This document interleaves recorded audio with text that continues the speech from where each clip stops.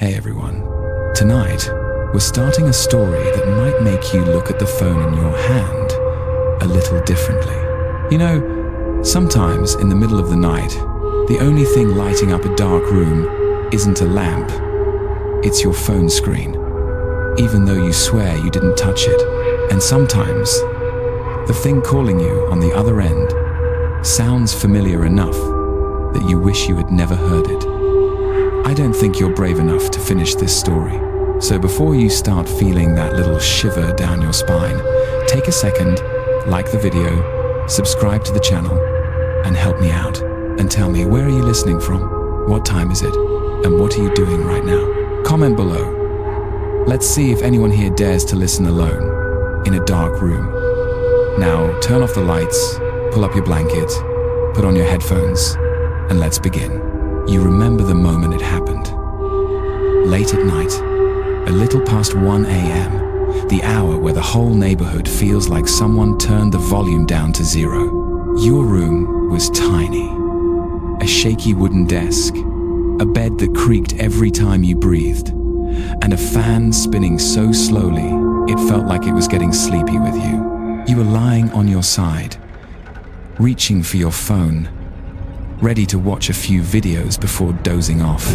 But before you even unlocked it, it buzzed. A soft psst. You thought it was a notification, but no. It was calling, an incoming call.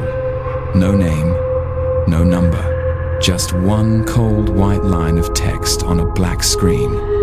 Calling, you muttered under your breath. Spam? At this hour? But what made your skin crawl wasn't the call, it was the wallpaper. Your wallpaper was always a picture of the pond behind your mother's house. But somehow, you don't know when, it had changed. It was now a selfie of you.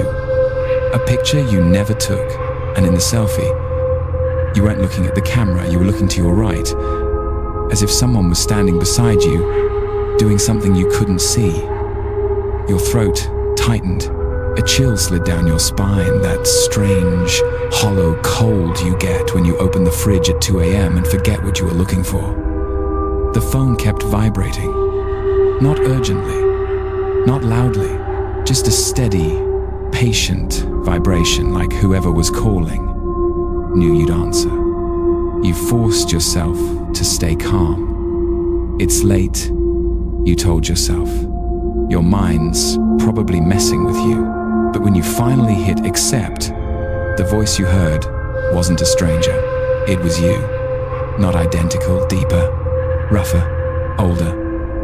Like a version of you that had gone through years of too much coffee and not enough sleep. Don't hang up. You froze.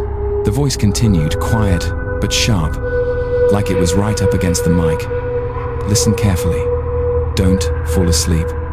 And whatever you do, don't look behind you. Heat rushed up the back of your neck. Of course, you wanted to turn around. That's exactly what people do when someone says, "Don't look." You whispered, "Who is this? Why do you sound like me?"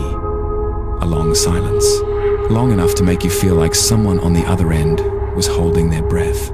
Then, "Because I am you, just not right now." You let out a shaky laugh, the kind you use to pretend you're fine while your heart is trying to escape your chest.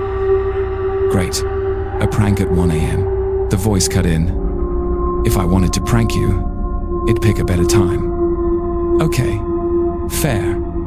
Even in terror, apparently. Future, you still has a sense of humor. You said, "If you're really me, prove it." The answer came instantly. You're holding the phone with your left hand. Your right hand is gripping the edge of your blanket. And on your right wrist, there's a fresh red mark you got earlier today. Isn't that right? Your stomach dropped. You remembered the mark. A thin scratch, random, unexplained. You hadn't told anyone. So, how did future you know? You were about to ask, but the voice spoke quickly, almost panicked. "Listen, tonight, at 3:12 a.m., do not get out of bed. No matter what you hear, No matter who calls your name, no matter what you see standing at the foot of your bed, do not leave the bed, you whispered. Why?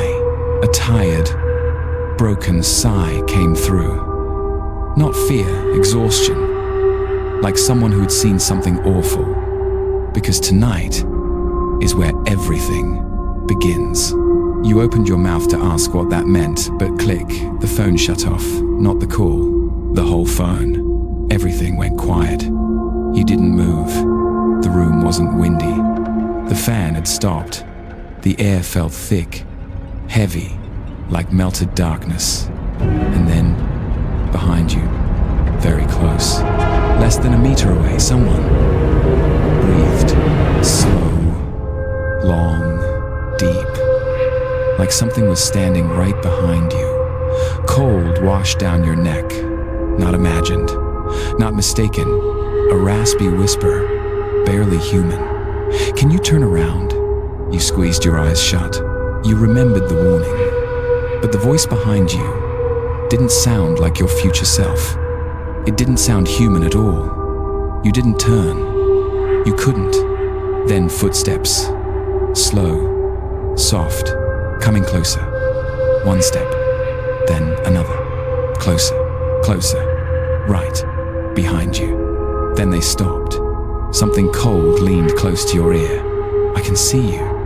You wanted to scream, but your throat locked, and in that exact second your phone lit up in your hand. On its own, not charged, no button pressed. A single line of text burned through the black screen. Don't turn around. Your breath caught, your heart spasmed. The screen flickered, then died again. You knew something was still standing in the room, watching, waiting. And this was only the beginning.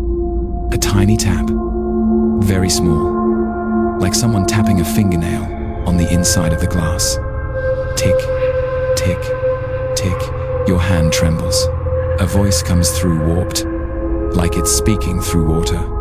Go back to your room, now. A shiver rips down your spine. If you don't, things will get worse. You hesitate. Why? The sound behind the voice shifts no longer watery, but like something being dragged across tile. Because that thing knows. You left the bed. You stand up instantly, sprint back into your room, and slam the door so hard the frame rattles. But the moment your hand touches the lock, bang! A loud hit from inside the room. Not the door, not the wall, not the floor. From under the bed, you freeze. A second knock, then a third. Slow, steady, like something knocking a rhythm to remind you you're not alone. You glance at the clock. 2:03 a.m. You still have more than an hour, an entire, endless hour, trapped with that knocking under your bed. You try to calm yourself, grab your phone, and turn on the flashlight, but no.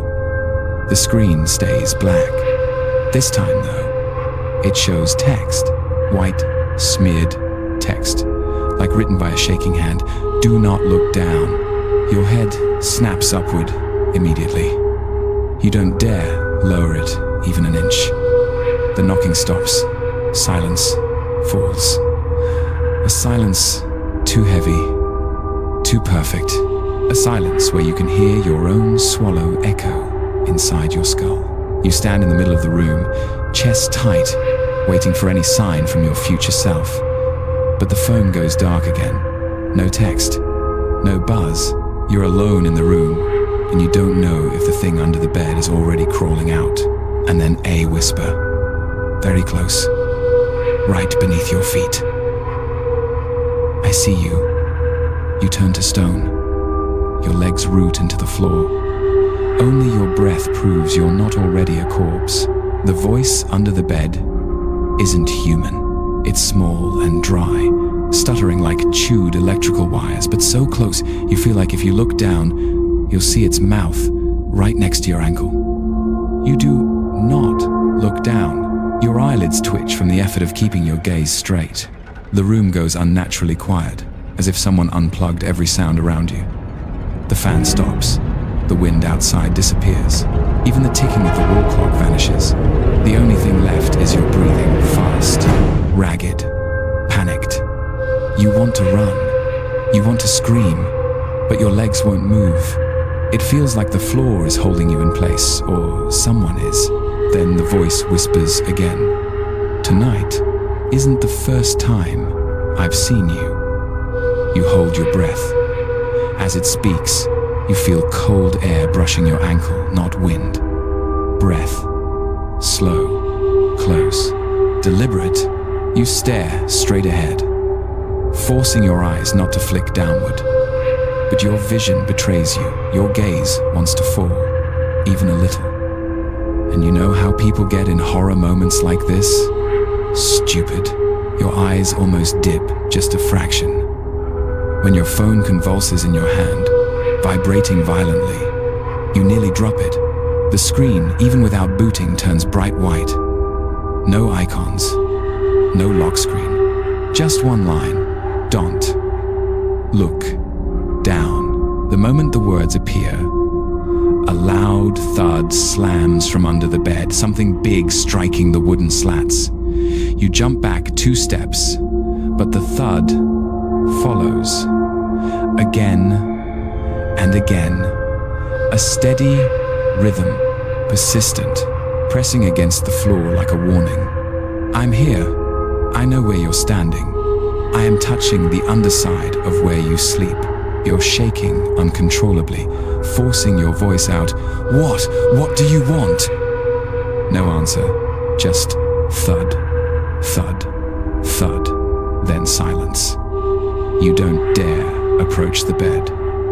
You back up until your spine hits the wall, cold, unforgiving.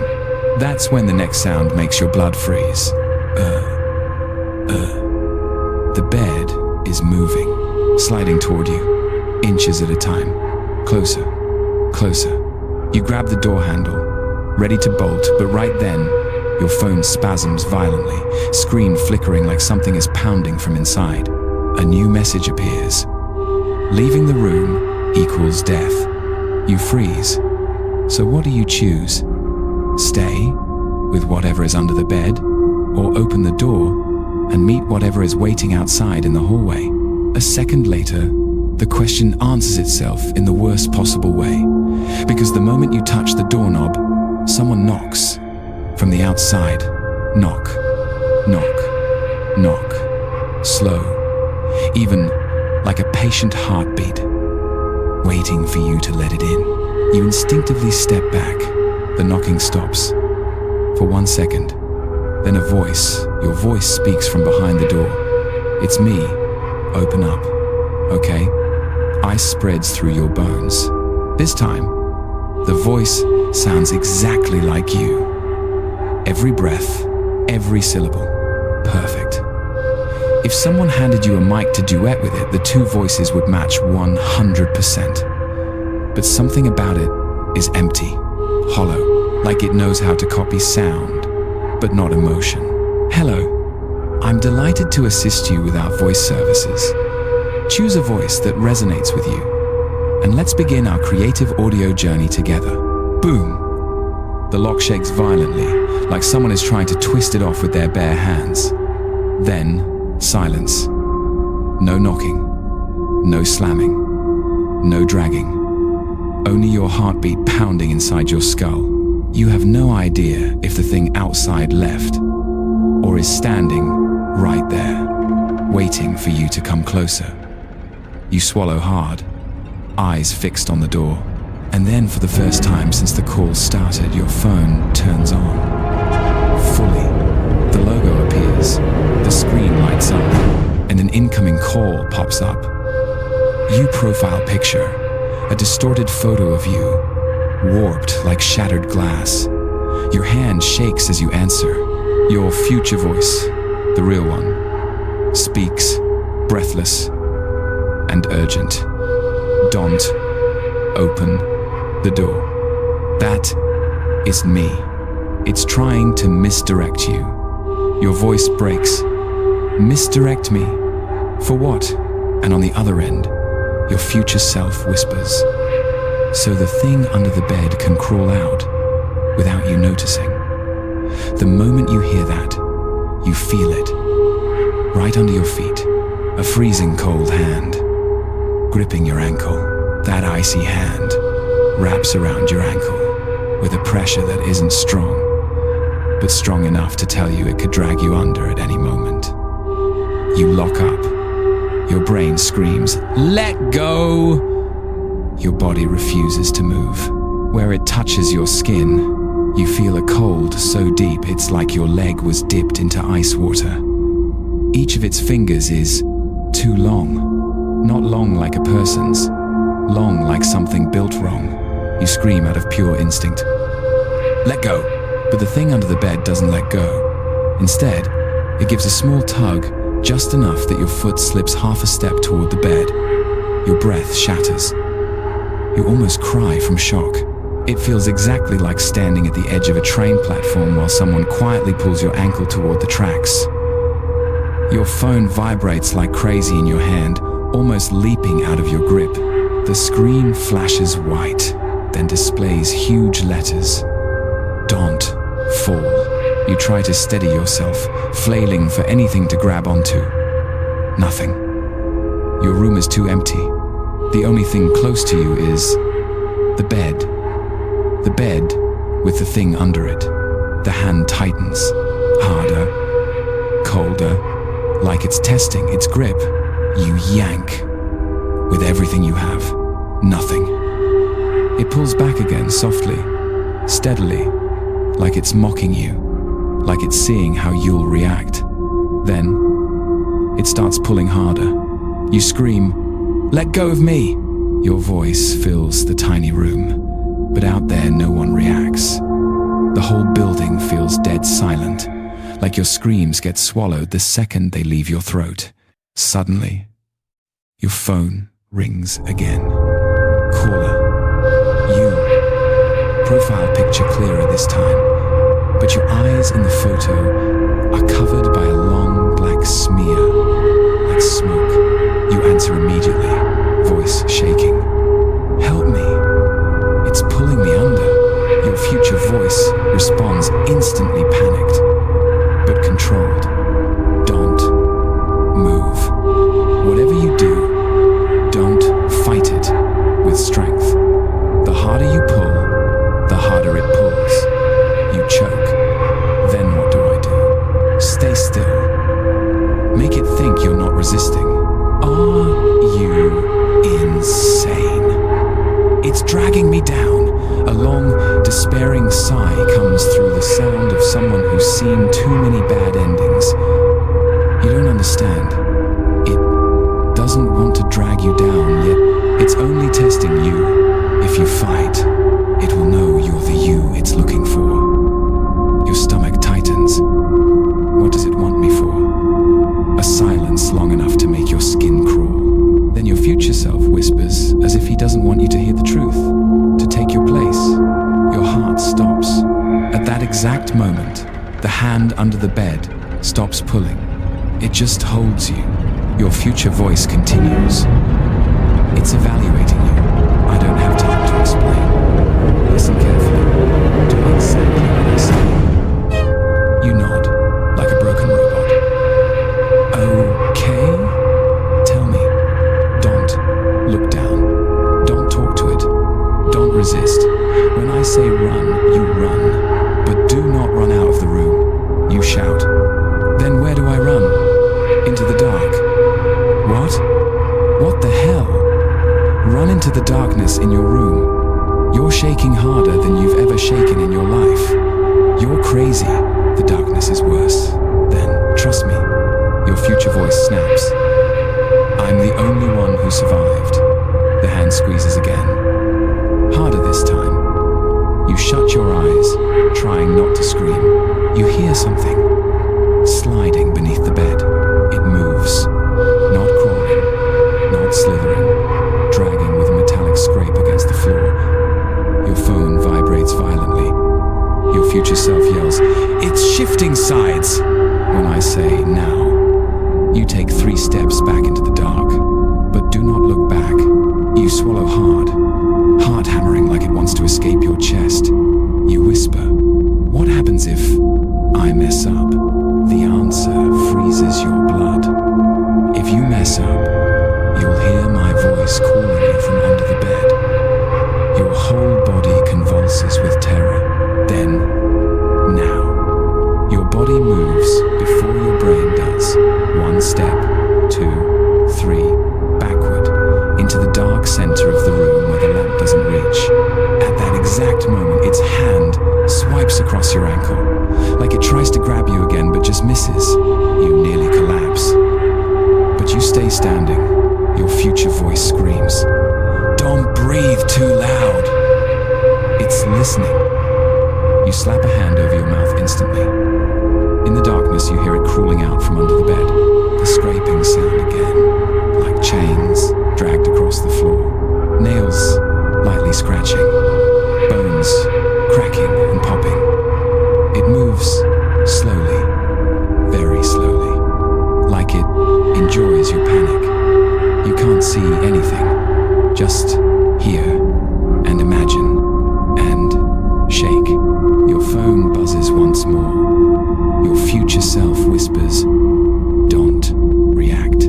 It's standing right in front of you. You stop breathing. His voice continues. Even if it puts its face right up to yours, do not look. You want to cry. You hear its breathing, wet, broken, like its lungs have holes. Something drips onto the floor, saliva, maybe, or worse than a sniff. Right in front of your face, it's bending down. You're standing in darkness, and it's inches from you. Your future self whispers, "Get ready, get ready." It tilts its head. You feel its icy breath scraping across your lips. Then, run. A freezing hand touches your throat. Your future voice screams, "Run now." You explode into motion. Legs sprinting on pure instinct, not waiting for your brain to catch up. Your neck burns from the cold touch, a cold that isn't human, a cold like metal, like stone, like something that's lived too long in the dark. You can't tell if you're breathing, screaming, or shaking. Everything merges into one bolt of adrenaline. Run anywhere except toward it. The problem is, your room is too small. 1 sprint later, barely 2 seconds, you slam into the opposite wall. Pain shoots through your back, but you're alive. Your phone vibrates so violently you nearly drop it. Your future self shouts, "Hold the phone to your ear. Don't look around." You press it to your ear. Hand trembling so badly the screen keeps slipping against your cheek. His voice rushes. It's still in the room. Don't think you escaped. It doesn't move fast, but it never loses track. You curl into yourself, back against the wall, eyes staring straight ahead, refusing to blink. Your future self whispers, quiet, like he's scared it will hear. It's smelling you. It likes the scent of fear. Don't let it hear your heartbeat. You almost laugh, the hopeless kind. How am I supposed to do that? My heart's not your heart. You're breathing. Control that first. You try. You fail. You sound like someone who swam 4 kilometers using a half-flat pool float. Meanwhile, from the dark corner of the room, the dragging sound returns. Stop, drag, stop, drag. Like it moves in small bursts to stay quiet. Your future self speaks again, trying to stay calm. If it touches your face, even lightly, you must stay still. Don't pull back. Don't scream. If you react, you'll activate it. You whisper, voice cracking. Activate. What? A heavy silence. Then he whispers, like telling a secret to someone who's already dying. The thing that cost me an eye. You blew it. You actually lost an eye. Not the time to ask that. You slap a hand over your mouth. Too late. Your shout echoes. And in response, a long, wet sniff comes from the darkness. It knows where you are. It steps forward.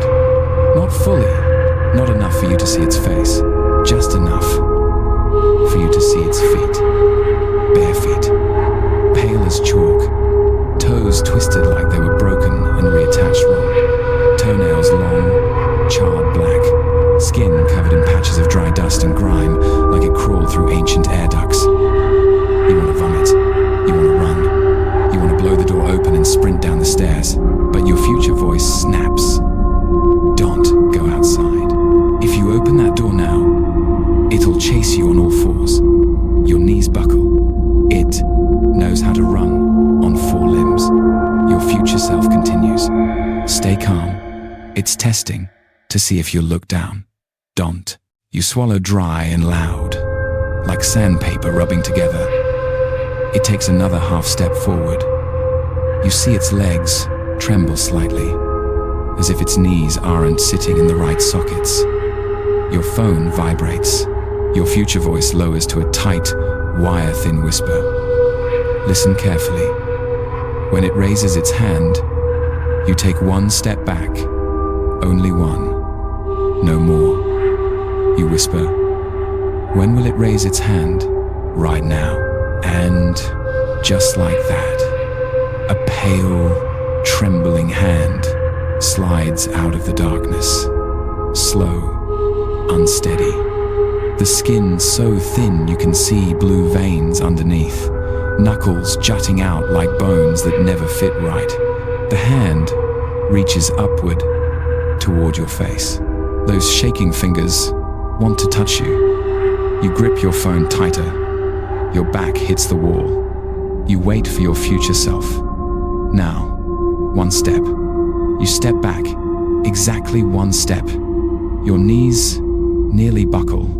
Its hand swipes through empty air only a few centimeters from your face, and because it didn't touch you, it turns its head. Slowly, bit by bit, every degree of rotation making a crack, crack, crack, like the lid of a jar being twisted open after years stuck shut. Your future self screams through the phone. Don't look! Do not look. You shut your eyes tightly before its face slides into your view. The moment your eyes close, it lunges, faster than you imagined. Fast, like a flickering light bulb. You scream, throwing your hands up to protect your face, but what you feel isn't a hand. It's cold air, cold breath, right against your lips. So close, you hear its nostrils flare as it sniffs you. It's smelling you. Your whole body shakes. You stand frozen, nailed to the floor. Your phone vibrates violently. Your future voice whispers, more urgent than ever. It's deciding whether to take you. You can't breathe. One loud breath, one flinch, one tiny peek. His voice cracks, and you're done. It stands inches from you. You hear its neck joints click as it tilts its head. Then slowly its cold thumb presses against your lips. Then it drags its thumb down your chin, down your throat, and stops right over your pulse.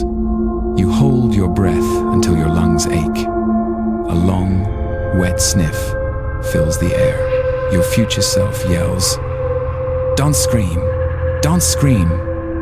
But you're at your limit. Just when your vision starts to blur, it whispers into your ear. Voice raspy like wind slipping through a crack. You're not the one. Your eyes snap open. It's gone. No sound. No breath. Not a trace. Your future self exhales hard. Good. Good. It hasn't identified you yet. You whisper. What do you mean it hasn't identified me? A pause. Then, it's still searching for the correct version of you in the room. You freeze. What version? Your future self replies, there isn't just one you in there. You go numb. What do you mean? His voice slows each word, stabbing into your spine. In the room, there's someone else who looks exactly like you, dresses like you, stands like you, but isn't you. Your breath catches. Where is that person now? Your future voice answers, behind you. The words behind you twist straight into your spine. Your hand locks.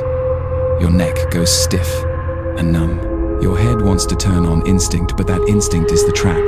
Your future self whispers sharply, almost hissing, do not turn around, not even a millimeter. You stay still, breathing like someone squeezing your chest. The air behind you shifts, not wind, not your breath, but warmth. Something the creature under the bed did not have. Something the voice outside the door did not have. Human warmth. But that doesn't make it safer. Your future self speaks slowly, firmly, each word carved into your nerves. Listen to me. The person behind you looks like you, dresses like you, stands exactly like you, but it isn't you. Your voice cracks. If it looks like me, then what is it? A very long silence, as if your future self is deciding whether to tell you. Then, a deviation, a splinter, a timeline branch, a version of you that the creature caught first. Your mouth dries instantly. You mean, that's me, but don't call it me. It hears, it understands, but it doesn't think like you. You choke on air. A small crack sounds right behind your neck, like someone tilting their head to examine you. Your future self murmurs. It's looking at your neck. Don't move. You stand frozen. Cold sweat trails down your spine. It feels like standing in front of a predator deciding whether you're worth tearing apart. Then, bare feet step softly, not toward you, but beside you. It's moving to get a better angle, to see your face. You almost faint. Don't turn! Don't turn! Your future voice shouts. You stare at the wall, eyes locked, terrified to even blink. It's so close you hear dry skin brushing lightly against the wall. Then breathing. Not cold, not distorted, not monstrous. Breathing that sounds like yours, but wrong. You breathe in, out, out. It breathes in, out, out. Not human. Your future self whispers. Listen carefully. Don't answer it. Don't look at it. Don't react. It's going to test you. You hiss through clenched teeth. Test what? Your awareness. Your consciousness. Whether you're the right one. You can barely inhale. Then a voice appears right beside your left ear. Your voice, but slightly higher. You're shaking. It tilts its head. You hear bones crackle as they reposition. Why are you shaking? You say nothing.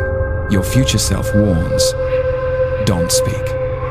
If you answer, it'll mimic you. It will learn your voice faster. The thing steps even closer. Something brushes your hair. Not wind, not imagination. It's smelling your hair. You want to scream. Your future self orders, focus. It doesn't see. It smells which one is real. You nearly collapse. A soft click echoes, then another. It's cracking its knuckles, one finger at a time, preparing. Your future voice whispers. When it puts its hand on your shoulder, don't pull away. Don't scream. Don't move. If you show fear, it'll think you're the wrong version. You want to scream what's the right version, but you don't dare exhale too loud. Then, its fingers touch your shoulder. Light, barely a touch, but real. Your whole body implodes with fear. Your stomach knots violently. Your phone vibrates. Your future self says, "Keep your shoulders still." It's testing your reflex. Its fingers slide down your shoulder to your collarbone. It gives a small squeeze, not painful, just examining. Then it whispers, "Your heart beats faster than I expected." Tears gather in your eyes. Your future voice snaps, "Don't let it hear your teeth chatter. Bite your tongue lightly." You do the pain sharp enough to make you tear up, but quiet. It leans closer, its head nearly touching your cheek. You hear its front teeth tap together. Then it whispers the sentence that dissolves your knees. "Let me see your face." Flat, emotionless. A request meant to kill you. Your future voice screams, "No! Even if you die, do not turn." It presses a finger to your throat. Not hard, just enough to feel your pulse. Its warped version of your voice murmurs, "I know you're like me." Your teeth clamp shut. Tears stream, but you can't wipe them. It asks again, "Why won't you look at me?" Your future voice whispers fast, "Get ready. It's almost time." You whisper silently, "Time for what?" When it asks that question, it means it's about to decide if you're the correct one. Your stomach falls. And if not, your future voice answers, "It will replace you." Your heart stops, and you'll become its next deviation. 1 second later, it whispers into your ear, "Do you remember when you died? You stopped breathing." It's testing you, a question you cannot answer. Your future self shouts, "Don't answer." It leans even closer. "Tell me who you are." Then it slides its hand up your cheek, cold as rain on a window. Your heart freezes. Your future self whispers, "This is it. Listen to me." Your whole body tenses like a drawn bow. When it squeezes your cheek, one time, you say one sentence. Your mind races. What sentence? Only one. No more, no less. You hold your breath. When it squeezes your cheek, you say, "I'm not the one you're looking for." Your mouth falls open. Before you can even prepare, its finger squeezes your cheek, and you have to say it right now. You feel its fingers squeezing your cheek, not painful, but cold enough to feel like someone pressing an ice cube into your skin.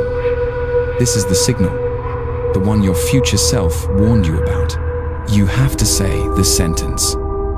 Exactly. No fear, no extra words, no mistakes. But your voice won't come. Your throat is ash dry. Your tongue is stiff and glued to the roof of your mouth. Your jaw feels locked. It's still touching your face.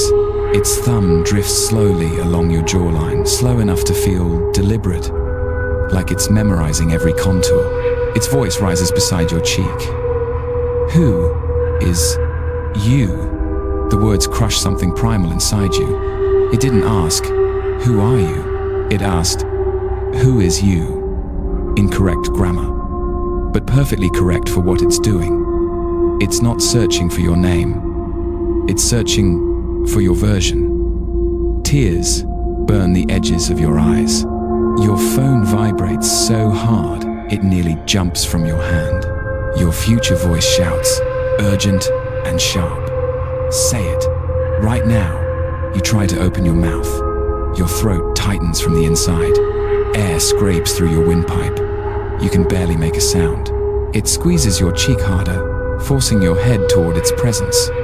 "Tell me." You choke out the line in pure desperation. "I'm not the one you're looking for." Your heart seizes. The entire room changes instantly. No breath on your neck. No hand on your face. No cracking bones. No crushing pressure holding your body hostage.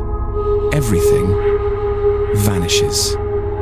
Like that sentence closed a door you didn't know existed. A long metallic scrape tears the air behind you as if something sharp dragged across glass. Then the thing behind you steps back.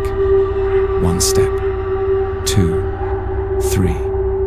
The sound it makes changes. No longer human footsteps, no longer your breathing pattern, but the sound of crawling. Not on the floor, not on wood, not on concrete. It sounds like something crawling across the ceiling. Your chest convulses. Your future voice whispers, fast and razor sharp. Don't look up. You hear me? Do not look up, not even a tiny bit. You clench your jaw, eyes locked on the wall in front of you. No blinking, no glancing left, no glancing right. But you hear it. Oh God, you hear it, crawling above you. Click, click, claws scraping into concrete. Tack, tack, tack, bones folding the wrong way. Grr, grr, something like a neck twisting backward. You are soaked in cold sweat. Your back is drenched. Your phone vibrates like it's malfunctioning. Your future voice mutters. It's testing your reflexes. If you even flick your eyes upward, it'll drop on your face. You force yourself to breathe shallow, quiet. Then it drops. Not a fall, a release. A soft thud hits the floor behind you, exactly 1 step away. Your heart almost explodes. Its voice rises again, lower, further away, but still your voice, like a glitched recording. Not you. You stop breathing. Then who? Pause. Silence tightens around you. Is me? Your knees wobble. Your future voice whispers. It's doubting itself. Good. Very good. Don't say anything. Let me guide you. You hold your breath. Then your door shakes lightly. You flinch, almost turning, but you stop yourself just in time. No, you do not turn.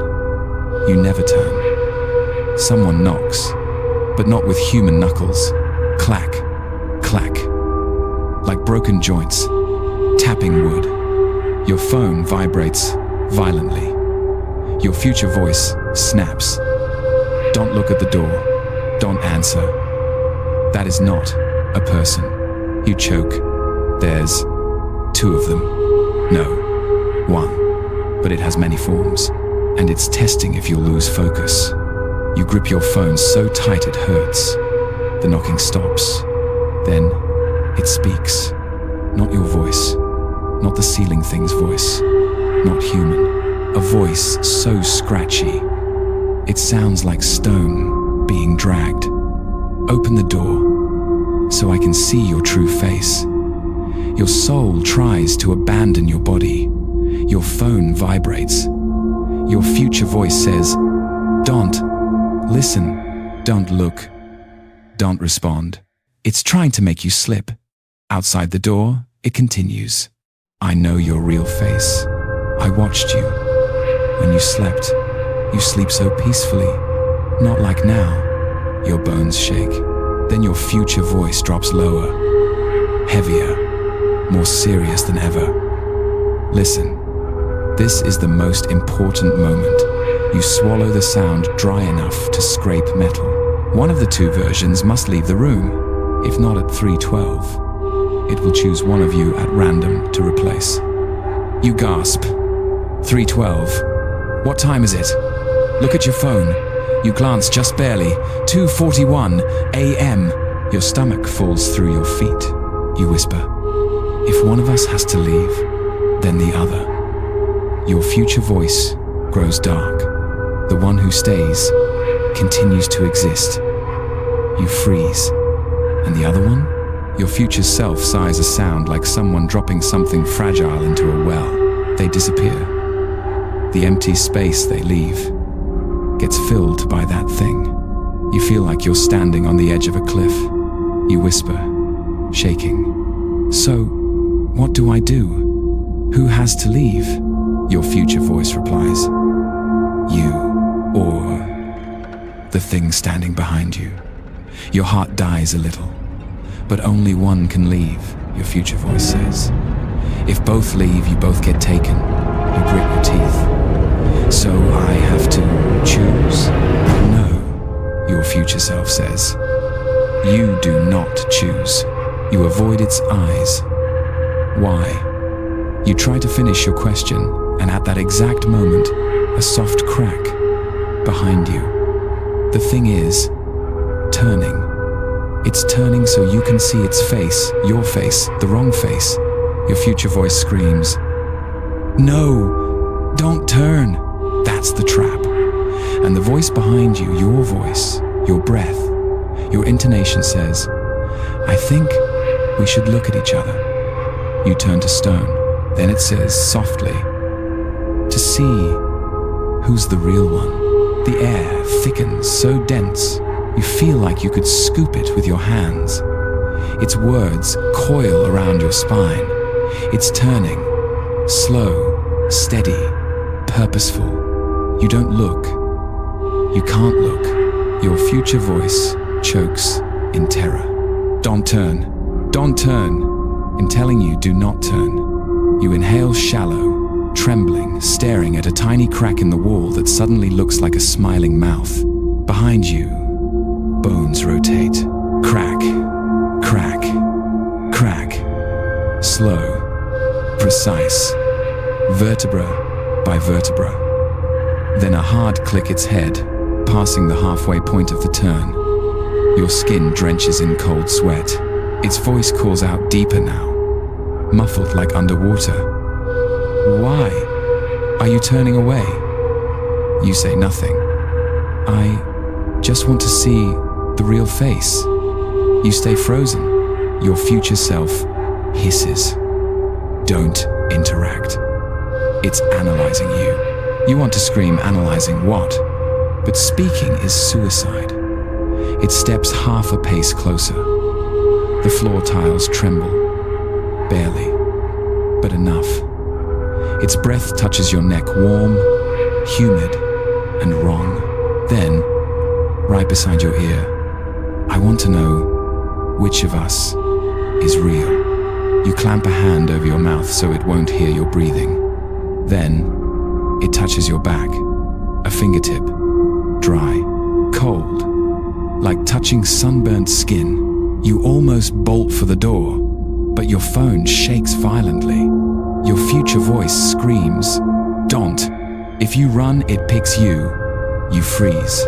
The thing whispers again, calm, steady, eerie. "I know. You're not like me." Your phone pulses. Your future voice.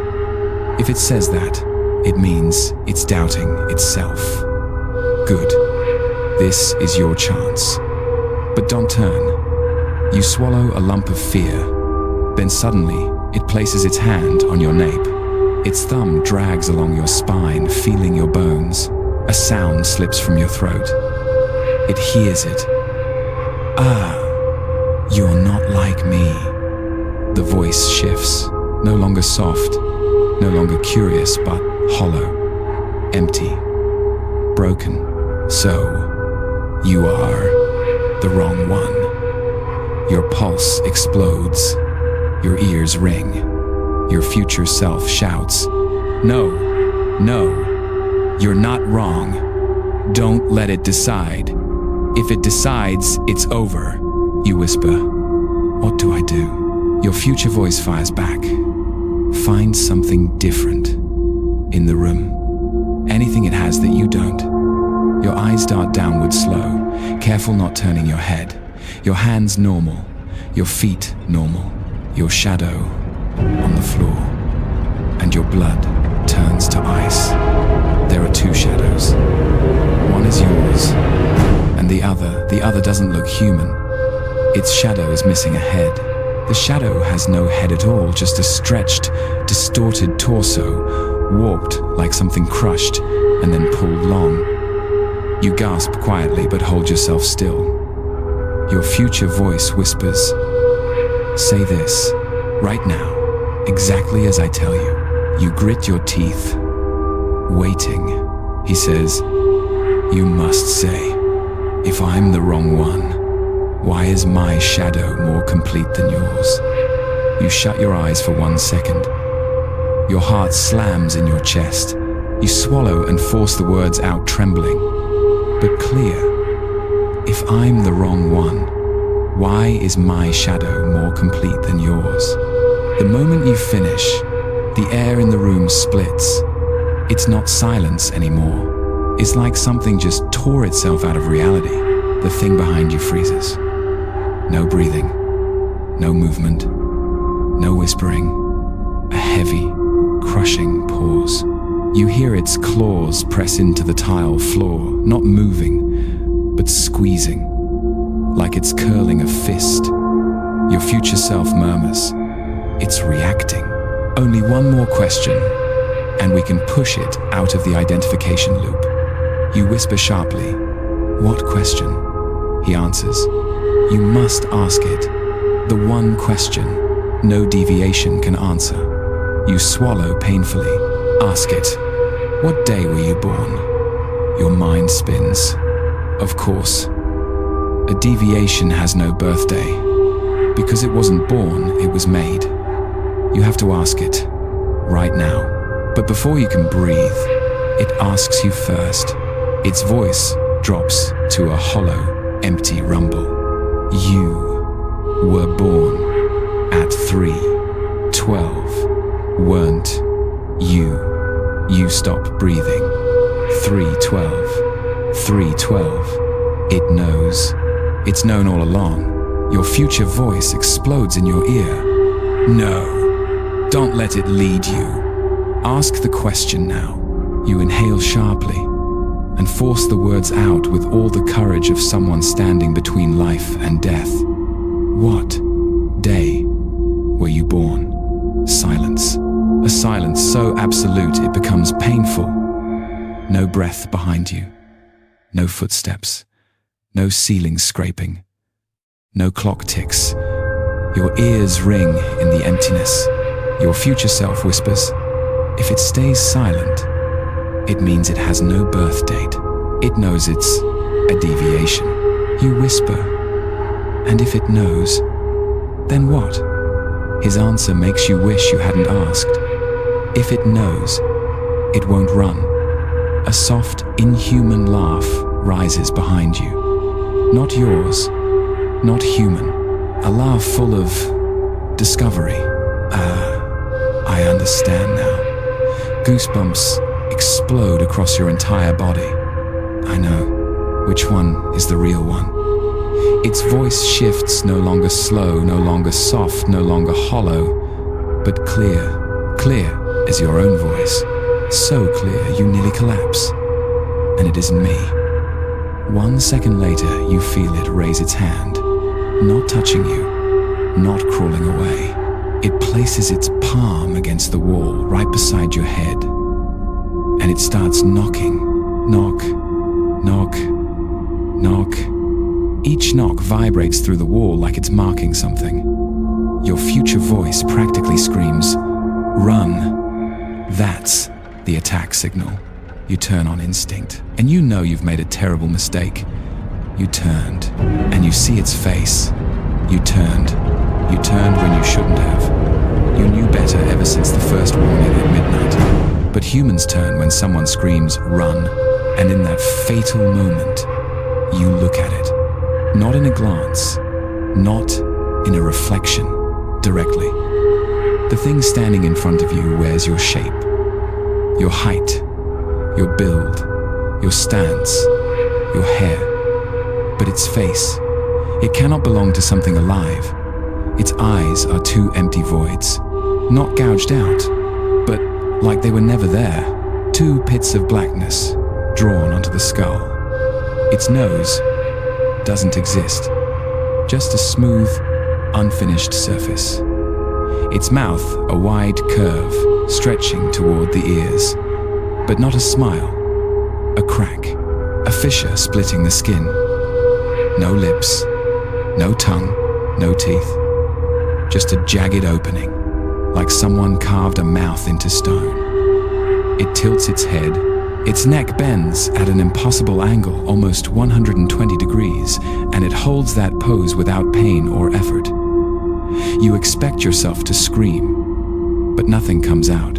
Your throat is sealed tight, stuffed with cold ash. It stares at you, not with eyes, but with those dark hollows. And in that moment, you realize it doesn't need eyes to see. It sees by your shape, by your trembling, by your breath, by the frantic rhythm of your heart.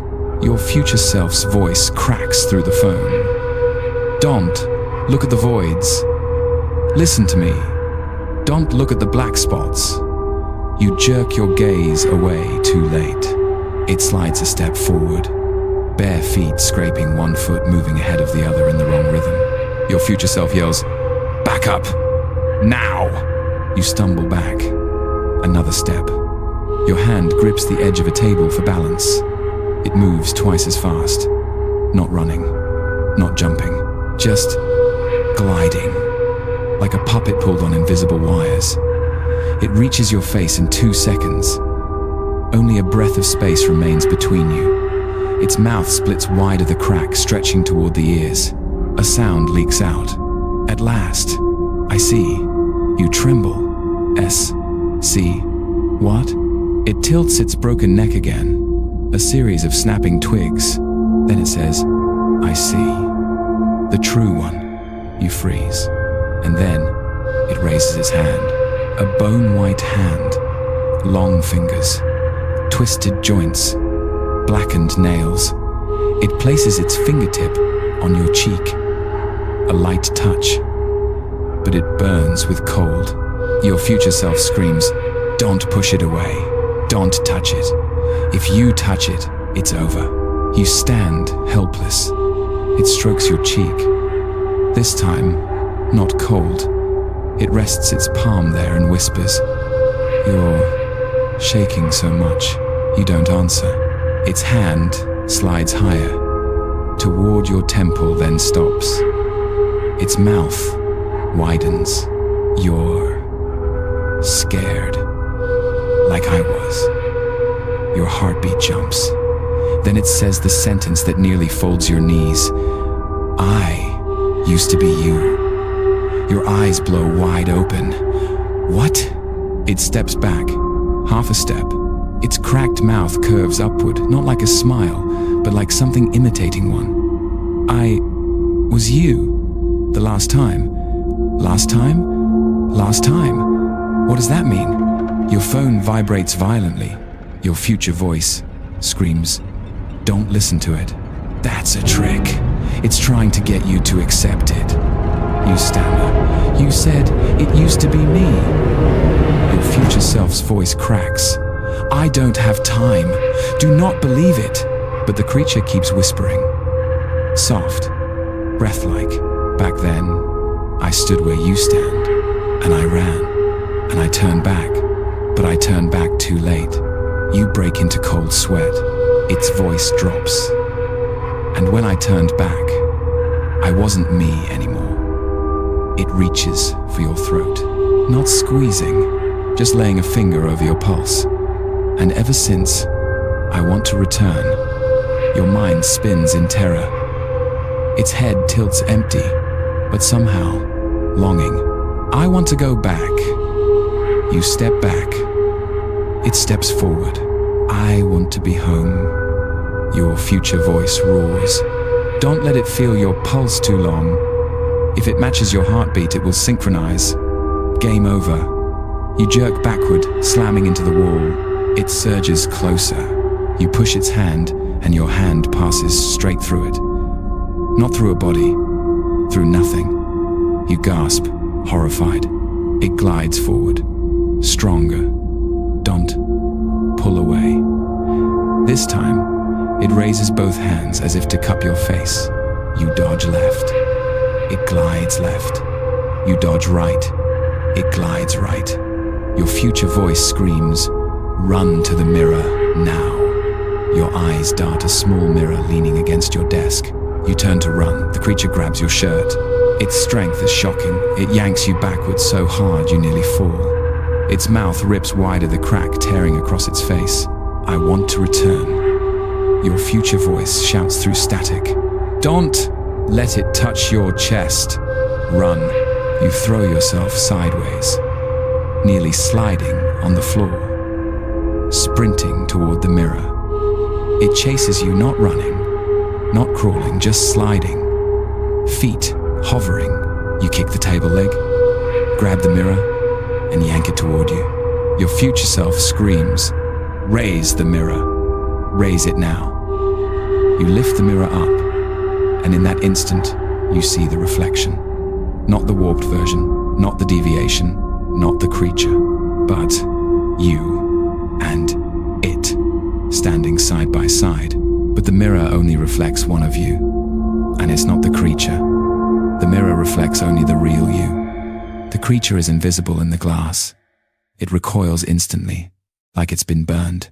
Its mouth stretches open far too wide, but no sound comes out, just a vibration like strangled wind. Your future self yells, "It has no shadow, no reflection.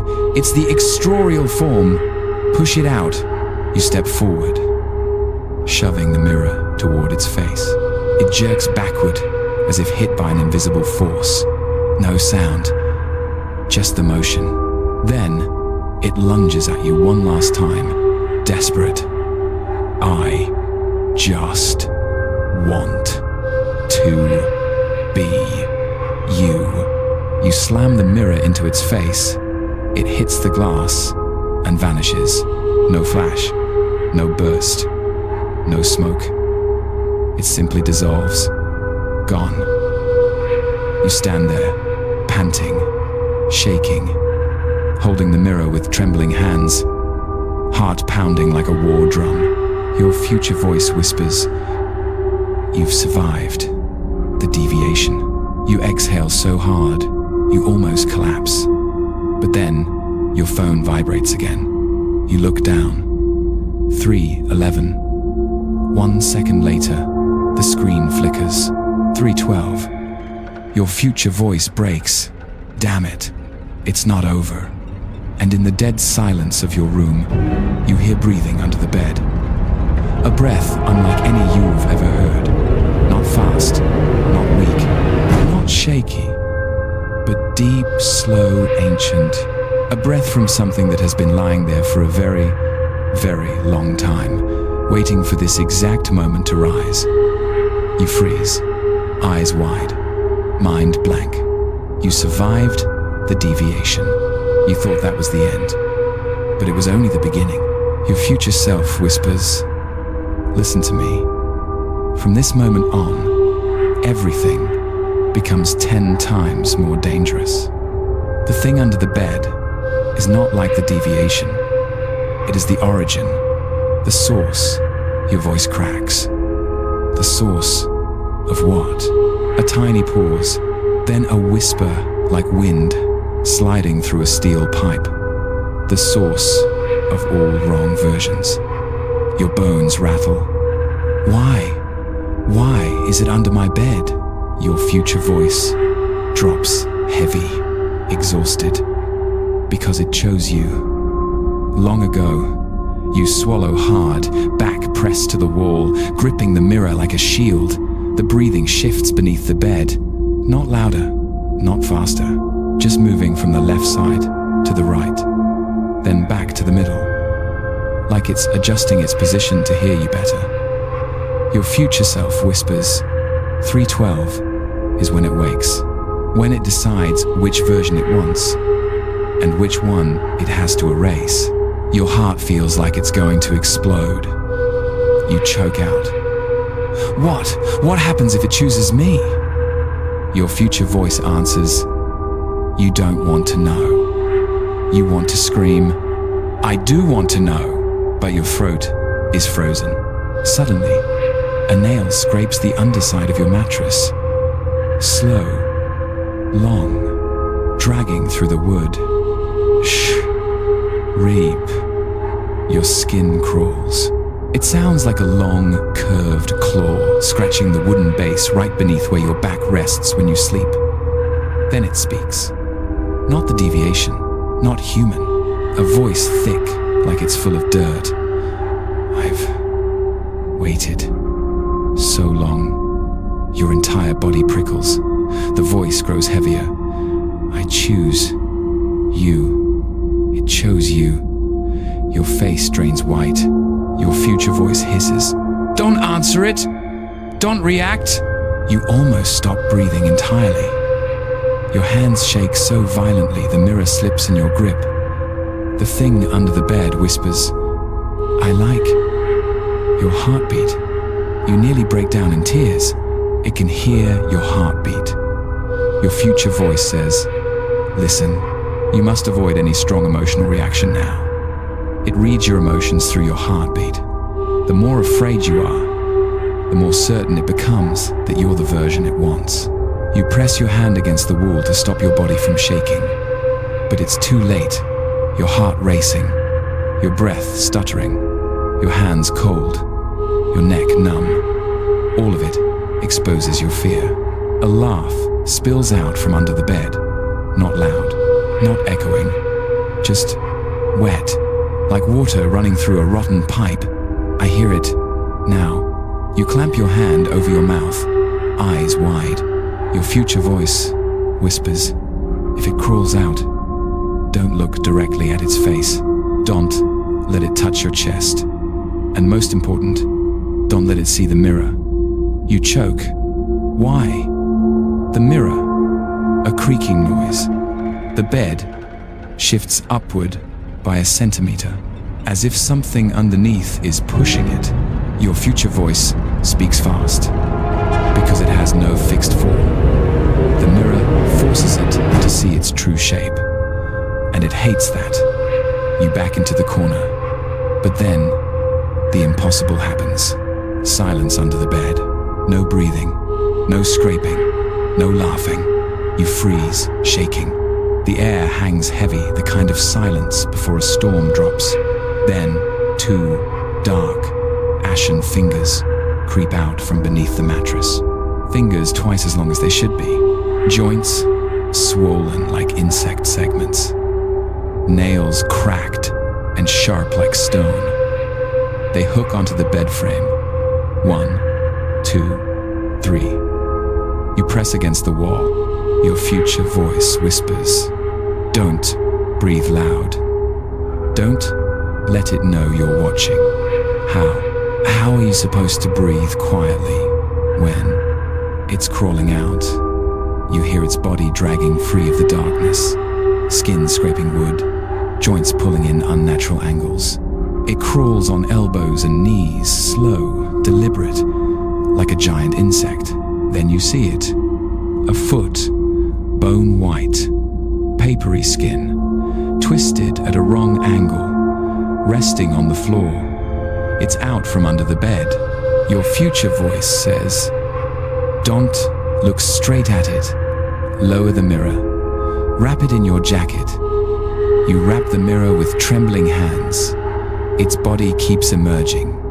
A curved spine, dusty, mold-stained skin, ribs jutting like dried livestock bones. Its head lowered so far it scrapes the floor. It rises, taller, so much taller than you thought. Taller than you. Its legs buckle inward, then straighten like they were never designed for standing. A crack snaps through the room as its back unfolds. It lifts its head. No, it has no head. Your lungs stop. No scream. No running. Your body goes rigid. Your future self whispers, don't look at the empty space. It's seeing you through that void. You feel the air pressing toward you. It knows exactly where you are. It's smelling you. I've looked for you a long time. Its voice comes from its chest, a metallic vibration buried in a steel drum. Now, you don't run anymore. Your stomach flips in revulsion. It steps closer. You take a step back. Your heel hits the corner wall. It's close now. Close enough to reach. It raises its hand. The hand trembles. Not from weakness, from anticipation. Your future self screams. Don't let it touch your chest. If it touches your chest, it's too late. Its hand presses into your sternum, heavy, not enough to kill, but enough to knock your heartbeat off rhythm. Your knees buckle, it whispers, "Your heart fits me." It's trying to synchronize with your heartbeat. Your future self cracks into panic. You have to break the rhythm, change it, inhale 1, exhale 3. Now, you obey instantly. Inhale, exhale, exhale, exhale. Uneven. Wrong. Offbeat. It freezes. Its hand twitches violently. Joints clicking like insects biting. Not right. You keep the broken rhythm. It growls deep, furious. Not right. It yanks its hand off your chest. The whole room trembles. You collapse onto the floor, clutching your chest, gasping. It slams its palm against the ground. Boom. Your future self screams, "Now! Now! Now! Break the mirror!" You panic. But you said, break the mirror. You grab the mirror, gripping it tight, raising it up. The headless creature jerks toward you instantly, an arm shooting out like a shadow. "Don," you scream, "I'm sorry," and you smash the mirror to the floor. Crash. The shards flash, not with real light, but with the reflection of its exposed shape. It lets out a silent scream, its body twisting like a sail ripped by storm wind. Skin splitting, dust exploding, ribs cracking and folding like snapped branches. It dissolves, not into smoke, but into shadow, a headless shadow, limbless, shuddering. It flees into the corner and slips into a crack in the wall. The room falls silent. You think it's over. You think you survived. Your phone vibrates one last time. Your future voice whispers weak, shaking. "Don't believe. It's gone." You tremble. Where did it go? Your future voice? It didn't go anywhere. You freeze. It just changed places. Your voice cracks. Changed. To where? Your future voice. Behind you. Your entire spine locks. Every cell in your body knows. Do not turn. Not now. Not ever. But your neck, it wants to turn. The feeling behind you is different from before. Not like the thing under the bed. Not like the deviation. Not like breathing or scraping. This time it feels like emptiness. A void standing upright. A void that is watching. Your future voice shakes for the first time. Listen to me. Listen carefully. Do not turn. No matter what. No matter what it does. No matter what you hear. If it touches, you don't turn. If it calls your name, don't turn. If it imitates your parents, don't turn. You cry silently in terror. Why? Why is it behind me? I broke the mirror. Your future voice steadies. You shattered its shape, not its position. Your throat tightens. It's still here. A long, exhausted, heartbreaking sigh comes through the receiver. It's always here. You only broke its shell, but it always returns to its original form. You choke. What is the original form? Your future voice answers. You don't want to see it. The sound behind you shifts. No longer silence. No longer emptiness. Now fabric stretching, as if something is standing up. Then the joints, tick, tick, tick. A long inhale brushes the back of your neck so close it touches your skin. You nearly sob aloud. Your phone vibrates violently. Your future self, don't react. Don't cry. If a teardrop falls to your chin, do not wipe it. If you wipe it, it's over. You clamp your hand over your mouth. Then, the voice behind you speaks. Not rasping, not hollow, not monstrous, but your future voice. You okay? You jolt. You? Your real future voice shrieks through the speaker. That's not me. Don't answer. You bite your tongue to stop any sound. The imitation continues identical. Perfect. Listen to me. You're in danger. I know how to get out. Imu from the future. I came here to save you. Your legs shake violently. The resemblance is perfect. So perfect, you start to doubt. Which one is real? Your future voice in the phone, as if sensing your thoughts. It has no delay. I do. My breathing is heavy. It doesn't breathe. Turn on speaker so I can show you. You turn on the speaker. The phone vibrates like it's panicking.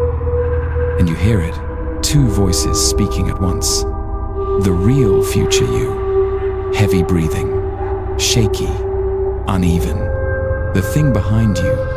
Perfect voice. But no breath. No airflow. No vibration. Your future voice screams. See. See. It copies the sound. Not the breathing. The fake voice continues. Listen. You're in danger. I know how to escape. It speaks like a flawless robot. No breath, no heartbeat, no humanity. You feel faint, your future voice. When I count to 3, you must dodge. Left, not right, not back, not forward. Left only. You stammer. But no but. The worst thing you can do right now is stand still. You try to brace yourself. The voice behind you suddenly switches tone, frantic, panicked, exactly like your own voice when you're terrified. Don't listen to him. Don't. If you move right now, you'll die. The phone voice screams. It's panicking because it knows it's about to lose you. The floor behind you trembles. It moves. Not stepping, not crawling, sliding in a huge, impossible arc, like something extremely tall, folding itself down to get closer. Your future voice counts. 1, you clench the phone. Tears spill. 2, the voice behind you becomes desperate. Don't do it. Don't. Please. 3, you leap to the left. At that exact instant, a long arm sweeps through the spot you were standing. Like a scythe, it slams into the wall. Boom! A section of the wall explodes. You crash onto the floor. Your phone flies out of your hand. You look up, and you see it. Not the deviation. Not the faceless shadow. Not the thing from under the bed. Its original form is a copy of you, but with no stable features at all. A smooth face, no eyes, no nose, no mouth, just a soft, shifting surface, rippling in and out. Arms and legs twice as long as yours. Its spine bending into an S, then a C, then snapping the opposite way. It doesn't stand. It hangs, hanging on the wall, like a shadow pinned into the air. Your future self screams, "Run to the phone. Don't touch it. Get the phone." You crawl, grab the phone. The moment your fingers wrap around it, the room goes dark. Not from the lights, from its shadow, crawling over you like a heavy blanket. It laughs. No mouth, but laughing through its hollow chest. Now, I know your real face. You clutch the phone, panting. The screen lights up. A new message from your own number. Do not let it touch your face. You cry out, "What do I do?" Your future voice whispers, dry as paper. Now, you must do what no other version dared. You tremble. What? You must touch it first. You freeze. What? Are you insane? That's the only way. If you touch it first, you lock in its form. It won't be able to imitate. You shake your head violently. No way. Behind you, the thing begins moving toward you, but not walking, not crawling. It slides down the wall, like a long drop of liquid peeling off a surface. It approaches, closer. Your future self screams, "You have no choice." If it touches your face, it will keep your face forever, and you will disappear. Its long hand reaches out straight toward your face. You have no escape. Touch first, or die. You grip the phone, scream, and lunge, and you press your palm to its chest. It freezes. The whole room goes still. You think you did the right thing. But the moment your hand touches its chest, a voice rises from deep inside it. Not your voice, not your future voice. "I have found the right form." It places its hand on your shoulder, your future self. No. You look up at it, and you understand you've touched the one place every previous version died touching. The instant your skin touched its chest, the air vanished. No sound, no heartbeat, no breath, no vibrating phone, just a thick, suffocating silence poured into your ears. The creature's body stands frozen, hand gripping your shoulder, fingers curled like dead branches. Then the voice inside it speaks again. "I have found the right form." It doesn't come from one place.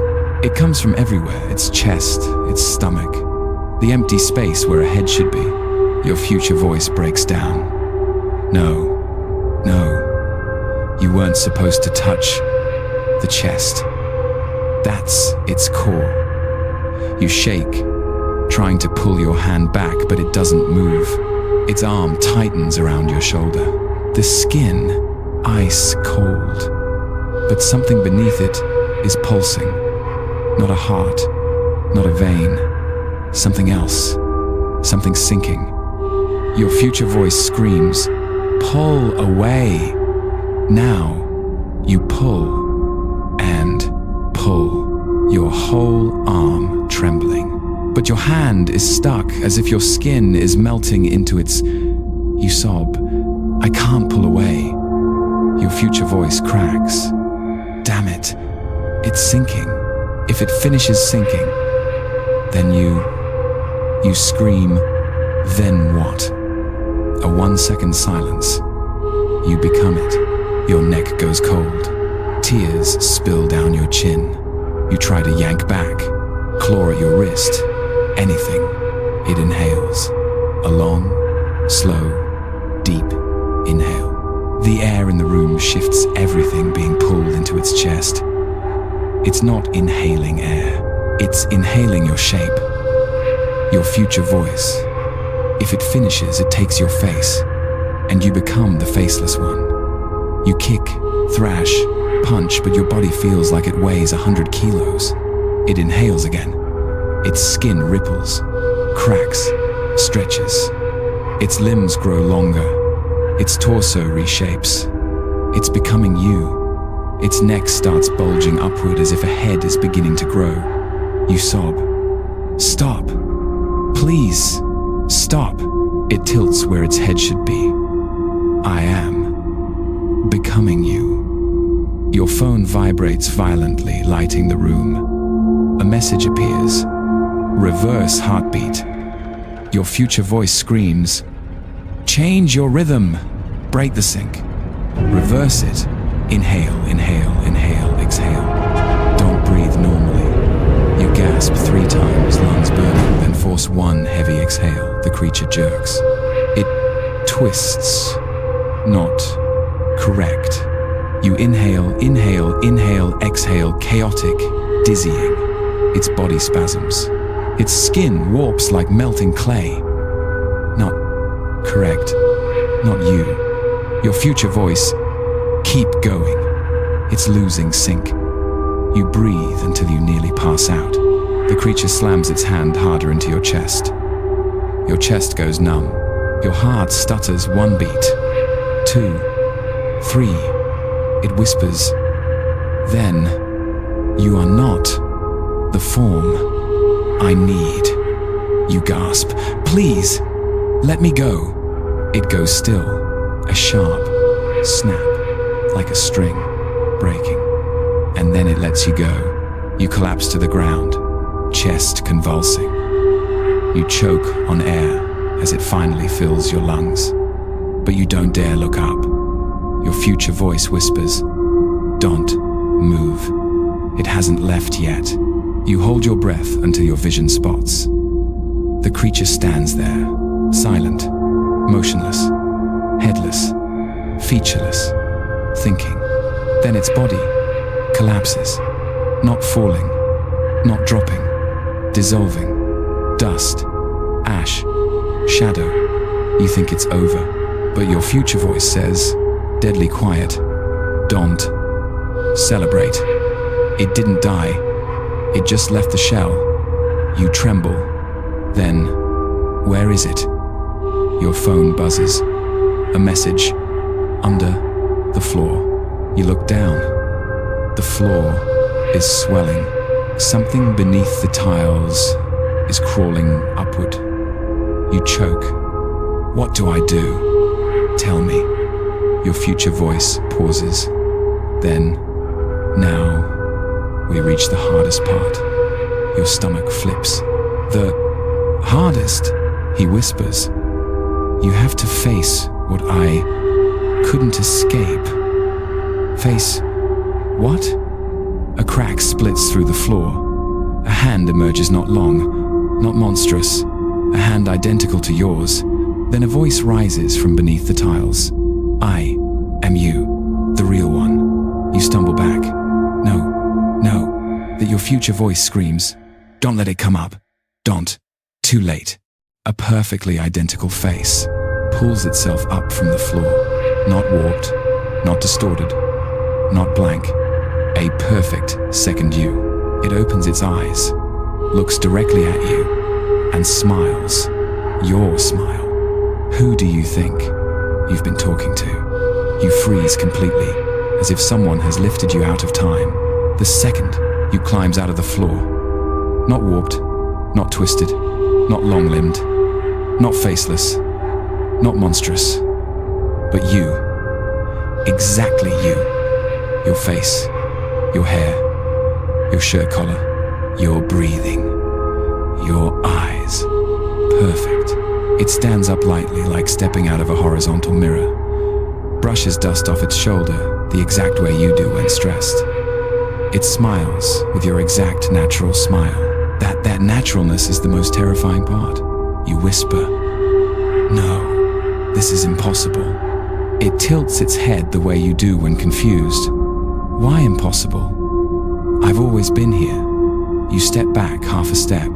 The tile beneath your heels still warm where it crawled from. Your phone vibrates violently. Your future voice shrieks, don't interact. Don't talk to it. That is not you. But the voice from the floor, your voice cuts in smoothly. Don't listen to him. That thing isn't me. Then it adds a sentence that freezes your blood. You know damn well your real voice stutters on ours. Hes right. Hes terrifyingly right. Your real voice does sometimes stutter that letter, especially when stressed. But the future voice on the phone never has. For the first time tonight, you doubt your future self. You whisper, who are you? The phone voice snaps, Imu, don't let it fool you. But the second you speaks calmly, if he's really your future, why has he never once said your name? You go still. Right, he hasn't. Not once.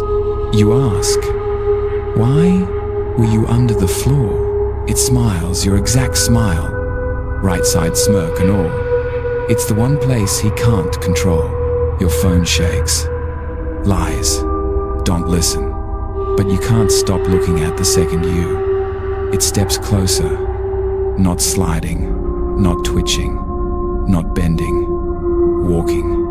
like a real person. All this time, who have you been talking to? You choke. I don't know anymore. Your future voice cracks. Don't listen. Don't, it's third tier. The most dangerous. It's what's third tier? You whisper, crying.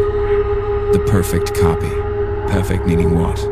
It's made from your thoughts. It knows everything you know. Knows everything you haven't done. Knows what you're about to do. And knows what you will do. Your legs give out. The second you steps closer. Don't listen to him. He's using you to escape. He's not your future. He's just a trapped echo. You shake, exhausted. If I trust you, how do I know you're real? It smiles. A smile that feels like home and that terrifies you. Simple. It raises its hand, palm open. Touch me. You flinch. No. Your future voice roars. Don't touch it. If you touch it, it becomes the primary, and you will be erased. But the second, you just smile softly. If I'm fake, my hand will be cold. If I'm real, it'll feel like yours. Your future voice screams, "No, it's a trap. Don't." You tremble, sweating.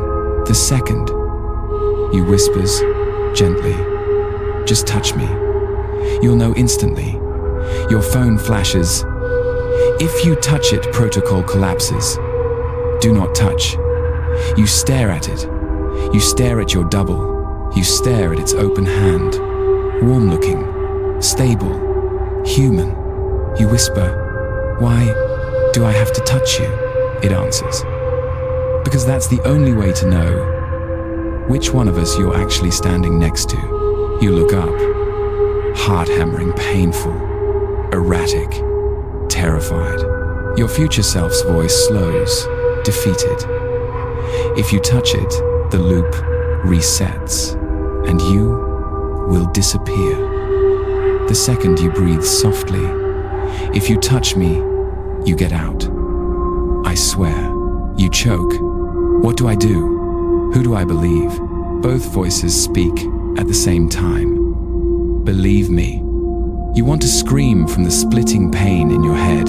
The second you takes half a step forward, hand still extended. "Let me help you. Get out of this." Your phone buzzes. If you touch it, equals original self erased. You swallow. Your body trembles violently. You don't know if the one on the phone is the real future you, or the one standing in front of you is, or if either of them is real at all. One of them is lying. One of them wants you dead. One of them is waiting for your hand. Then, the second you says something that makes you jolt upright, think about it. Who actually kept you alive all this time? You freeze. It smiles lightly. And who only screamed in your ear? You waver, your future voice cracking apart. Don't believe it. Please. I am you. I'm. The signal distorts, the voice breaking. I. Your heart rattles in panic. Then the second you says something that chills you to the bone. Are you sure? You're listening to the right one. You cover your mouth. It tilts its head, smiling wider. Or have you been listening wrong this whole time? Your legs give out. You collapse to the floor. Both voices shout together, "Choose." And you understand the next part of this story depends on who you touch, or if you refuse to touch either.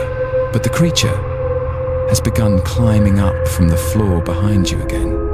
Your time is running out. You can't stand anymore. Your knees shake violently, barely yours at all. Your breathing sounds more like someone dying than living. In front of you, a perfect you too. Perfect holding out its hand. In your hand, a phone with your future self. its voice breaking apart, and behind you, the thing crawling up from the floor, lifting itself like a corpse pushing open its own coffin. 3 threats, 3 voices, 3 directions. 1 you. You press a hand to your chest, trying to feel yourself still exist. Your heartbeat thunders like it's trying to break free.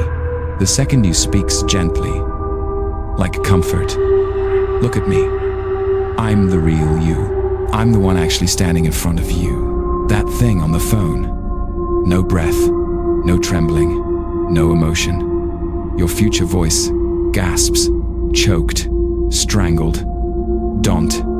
It's not letting me breathe. That's why my voice is breaking.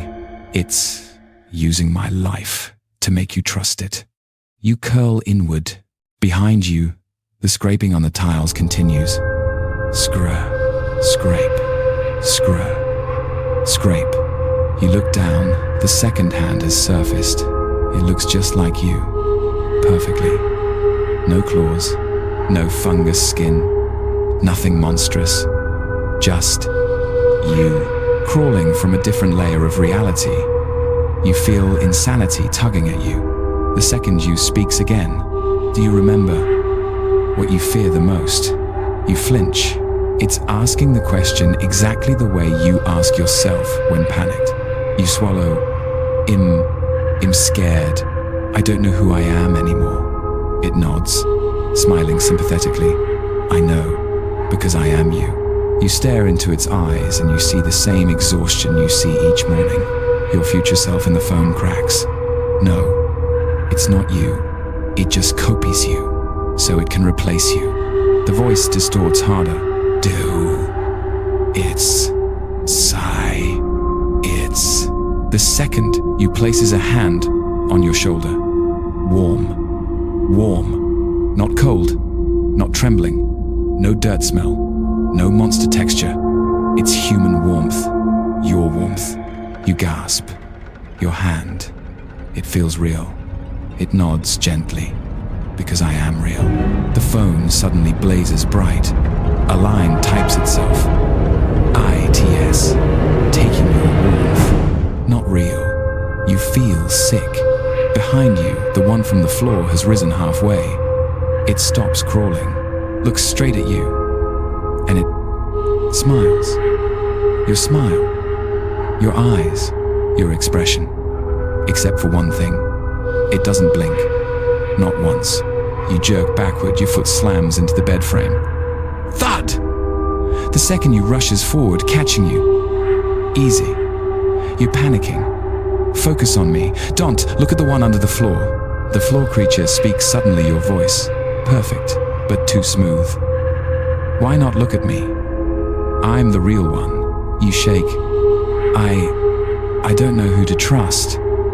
Your future self screams through static. Don't trust either. Neither is you. The only you is the one listening to me. But the voice on the phone doesn't sound quite like you anymore. Some syllables stretch. Some words drag. Like something else is repeating the voice behind the microphone. You begin to doubt all 3. The second you exhales, softly.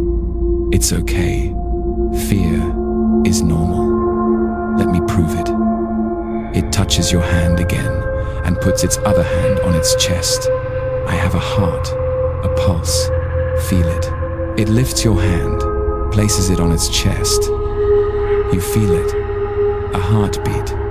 A real one. You sob. Your heartbeat, it's just like mine. Your future voice explodes in panic. It can fake that. It can fake anything. Please let go. Let go. Let go. The phone voice warps into metal, scraping metal. The floor creature speaks again, calm, clear. It's stealing your warmth, you know. You rip your hand away.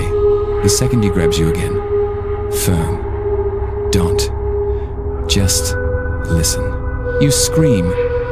Everything you say could be a lie. How do I tell the difference? The second you answers instantly, easy, it tilts its head, staring deep into you. Ask both of us a question. only you know the answer to. You freeze. A question only your real self knows. A secret. A memory. Something you've never told anyone. You whisper, "What?" question. The second you smiles. Ask them when you almost died. Your heart stops. Of course, no one knows that, but you. You look at the phone. "Hey, how old was I when I almost died?" Your future voice stops. You freeze. It glitches violently. I can't access that memory. You go cold. You turn to the second you. "And you? How old was I?" It smiles. 8. Your mouth drops. Your heart slams. Correct. You nearly drowned at 8. You never told a soul. You whip toward the phone. Why can't you answer? Your future voice screams. Because in the future, not the past, I don't remember everything. It knows you better than me. Don't trust it. You sway. The floor creature lifts its face. Your sweat drip onto its cheek. It says, he doesn't remember because he isn't your ending. You choke. Ending. Meaning what? The voice from under the floor answers. Hez. Just another version. Not the one who becomes you. But I am the continuation of your life. Your future voice howls. It's whining. It wants your place. It wants your identity. The phone cuts out. Black screen. You scream, "Hey! Hey!" No answer. The second you whispers, "It went dead," because it wasn't real. You stumble back, crying. "If you're real, prove it." It smiles.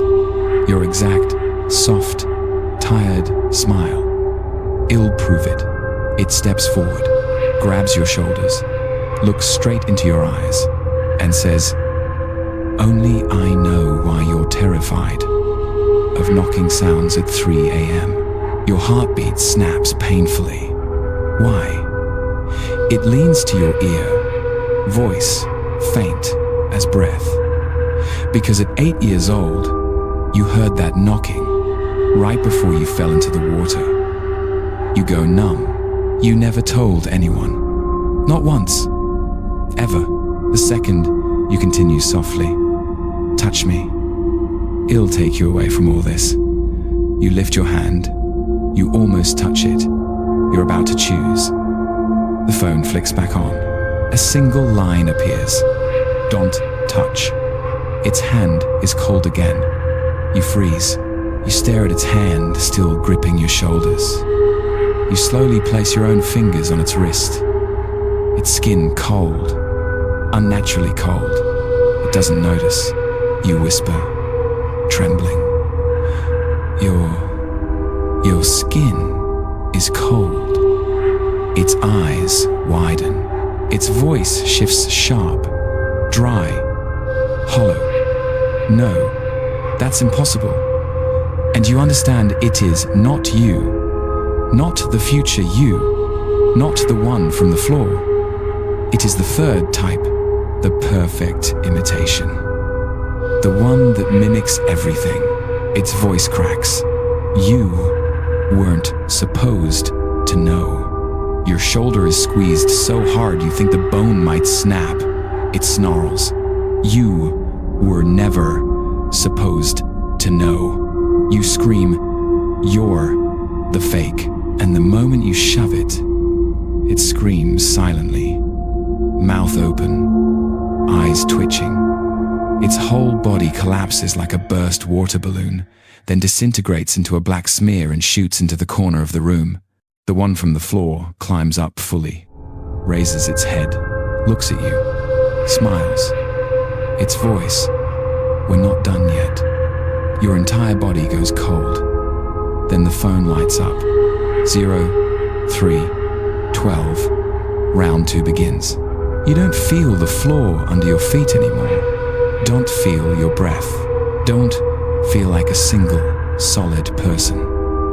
The room feels too small, too tight, too sealed. 0, 3, 12. Round 2 begins. The words on the screen stab right into your skull. The creature from the floor, the copy with your face, your eyes, your breath, now stands in front of you. No twitching, no distortion, no monstrous glitches. Perfect. A 100% flawless duplicate. But that perfection is what makes it horrifying. It steps out of the crack, stands up calmly, dusts off its knees, and raises its head. Now it's just us. You back toward the wall, heart pounding like a drum in your chest. Your voice cracks. What are you? It tilts its head, a soft, natural tilt that makes your stomach drop. In the part you forgot, your blood turns to ice.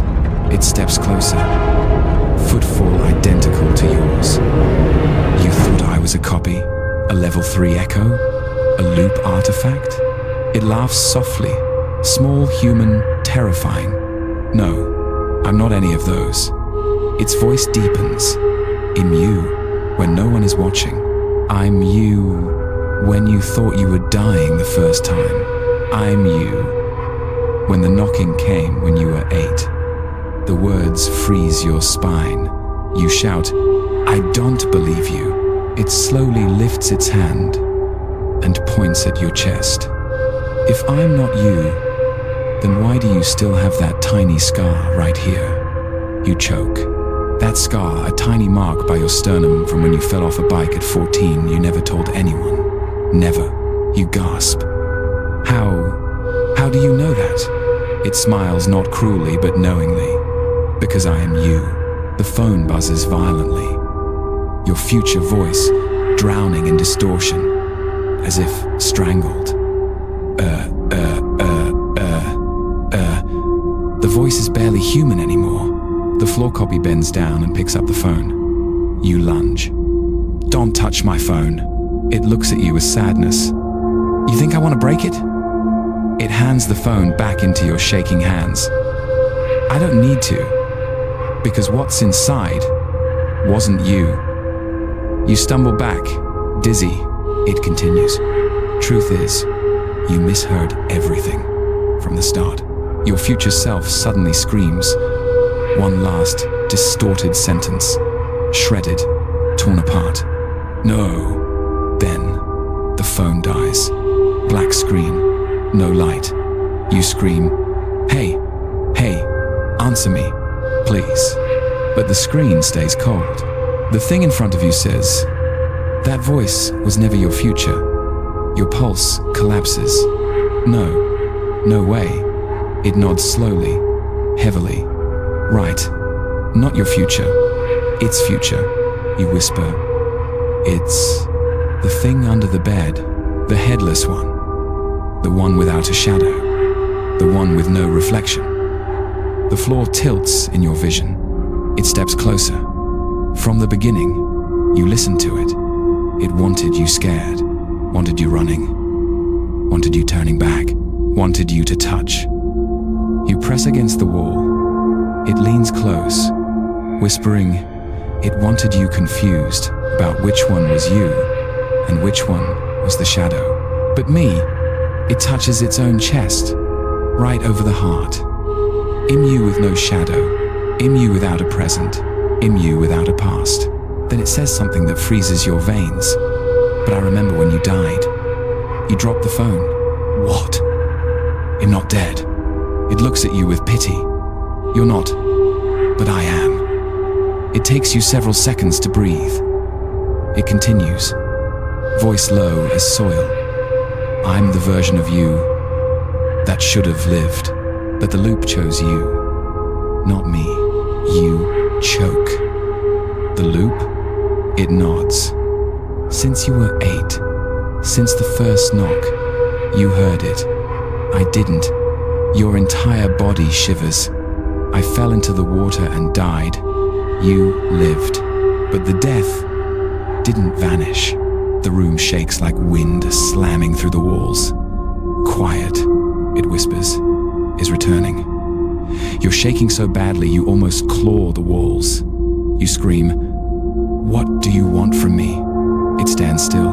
Its eyes no longer look like yours, but something older, something heavier. I don't want to kill you. I don't want to replace you. I don't want your face. It leans close, breath syncing with your heartbeat. I want you to leave. You blink. Leave? It nods. The loop wants you, but it can only take one. Me or you. You back away. Why should I leave? It sighs. Because you're the living one, and I'm the abandoned one. A deep crack echoes beneath the floor. The fissure widens. Time's up. 3:12 is the limit. If one of us doesn't leave, you tremble. What happens? Its smile vanishes. The loop takes both. The ground shakes. Cold air erupts from the widening crack. It grabs your wrist firm. Urgent. Choose. You scream, "Choose what? I don't understand." Its eyes widen in panic. Either you go, or I go, or both of us get dragged down. The crack yawns wider dark as a bottomless well. A freezing breath pushes up. It tightens its grip, voice shaking. "Choose! You want you to live or me? You can't breathe." Its voice softens like someone who once lived your life. "Please, let me go this time." The fissure splits open half the width of the bed. Your breath shreds. It holds your hand one last time. If you don't choose, the loop will choose for you. Before you can speak, a black hand shoots up and grabs your ankle. Hard. You hear your own ankle joint crack. You scream without sound. It pulls you down. Not quickly, not violently, but slowly, cruelly, as if it wants you to feel the cold floor carving into your skin. You hit the ground, clutching the edge. Your nails scrape tile, leaving pale streaks. You scream, "Help me. Please help me."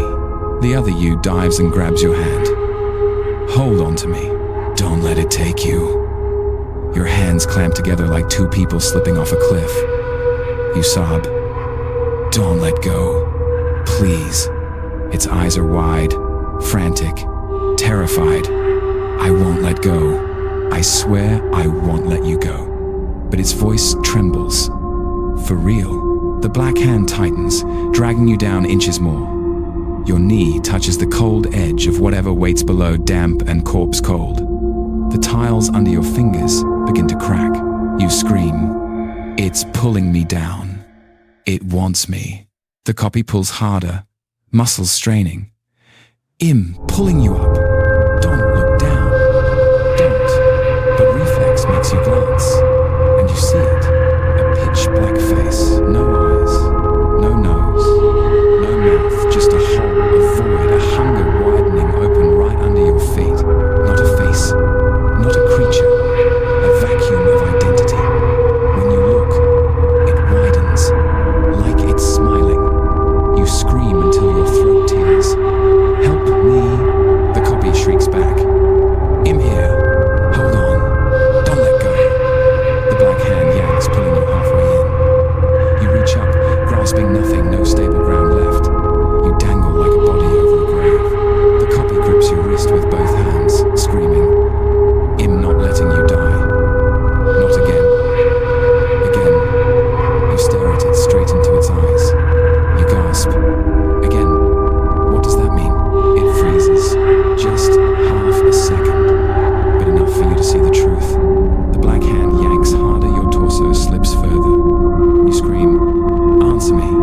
What does again mean?" It clenches its jaw. Because I already fell once. Your pulse stops. It whispers, "Last time, I was the one chosen." You feel your heart collapse. It grits its teeth. That time, you lived.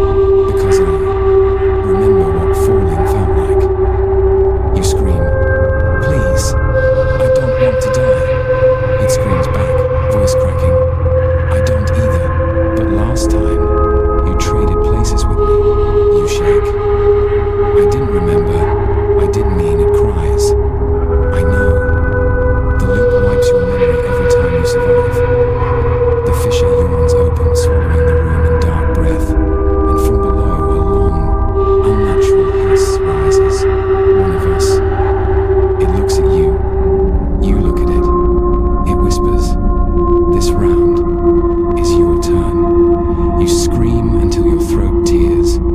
No! It closes its eyes, and then I.T. lets go. And you fall. You fall straight down. Your whole body dropping into the widening black pit that has been waiting for you for 12 years. You only catch one last glimpse of its face, your face, but covered in tears before the darkness swallows you whole. Then, thud, the shadow snaps shut, the room vanishes, and you plunge into a place so cold, so black, you can't see even your own limbs. You fall, and fall, and fall, with no bottom. Not like falling in a dream, where your body floats, and you jolt awake before impact. Not like falling off a cliff, where wind slaps your skin and your ears ring. This fall has no air, no direction, no sense of arms or legs, only the feeling of being stretched apart, pulled thin like threads as you drop through invisible lines. You try to scream, but here, screams don't exist. Sound is eaten whole. No echo, no resonance. Nothing escapes. You only hear your heartbeat beating softer and softer, as if a cold hand is squeezing it shut. Then, from the endless dark, a voice speaks. Not your voice now. Not the copy. Not the headless thing. A voice from the past. Your voice at 8 years old. Don't fall. Your eyes fly. The sounds rise. A tiny breath soaked with memories you don't remember having. The child voice continues. You promised to hold my hand. Your body freezes solid cold as if you were dropped into a frozen well. Your mind screams, "Who are you? I don't remember any of this." But you can't say it. Here thoughts become sound. You let go of me. I don't remember, you think. But I remember. The darkness shudders like someone hit a giant drum inside a hollow world. Something begins to snake around your legs. Thin, cold as fishbone. You try to kick, but your limbs feel carved from stone. The child voice speaks again right behind your neck. You let me fall first. Your heart stutters. One beat, then another. Slower. The voice changes, not childish anymore. Older, hoarse, empty. So now, you fall instead. You gasp in your mind. I don't remember. I don't know. I don't want to die. The darkness answers, swelling like a storm. But I never forgot. Suddenly, the temperature plummets. Your skin frost cracks. Your breath clots in your throat. A hand grabs your collar, lightly, but freezing like a piece of metal left in a freezer for a decade. You expect to be dragged deeper, but no, you're being pulled up, slowly, steadily. Someone is lifting you out of the void. You force your eyes open and see a blurry silhouette above you. Not a monster, not a shadow, a person, leaning down, reaching. The arm reaching for you is not long, not warped, not black, not cold. It's warm, human, a whisper familiar, but you can't place it. Take my hand. You reach, but the hand slips like water. The voice insists, it's not an illusion. Grab me. Hurry. You stretch your arm, straining, clawing toward it. Finally, your hand touches theirs. Warm, solid, alive. The relief is so overwhelming, you sob silently into the dark. I'm here, the voice says. It'll pull you up. They haul you upward, inch by inch, as if your body weighs 3 times as much. The darkness below clings, grabbing your legs, trying to claim you, but the warm hand pulls harder. You edge toward a faint sheet of light. Then the light widens, and you see their face. Your mouth falls open in horror.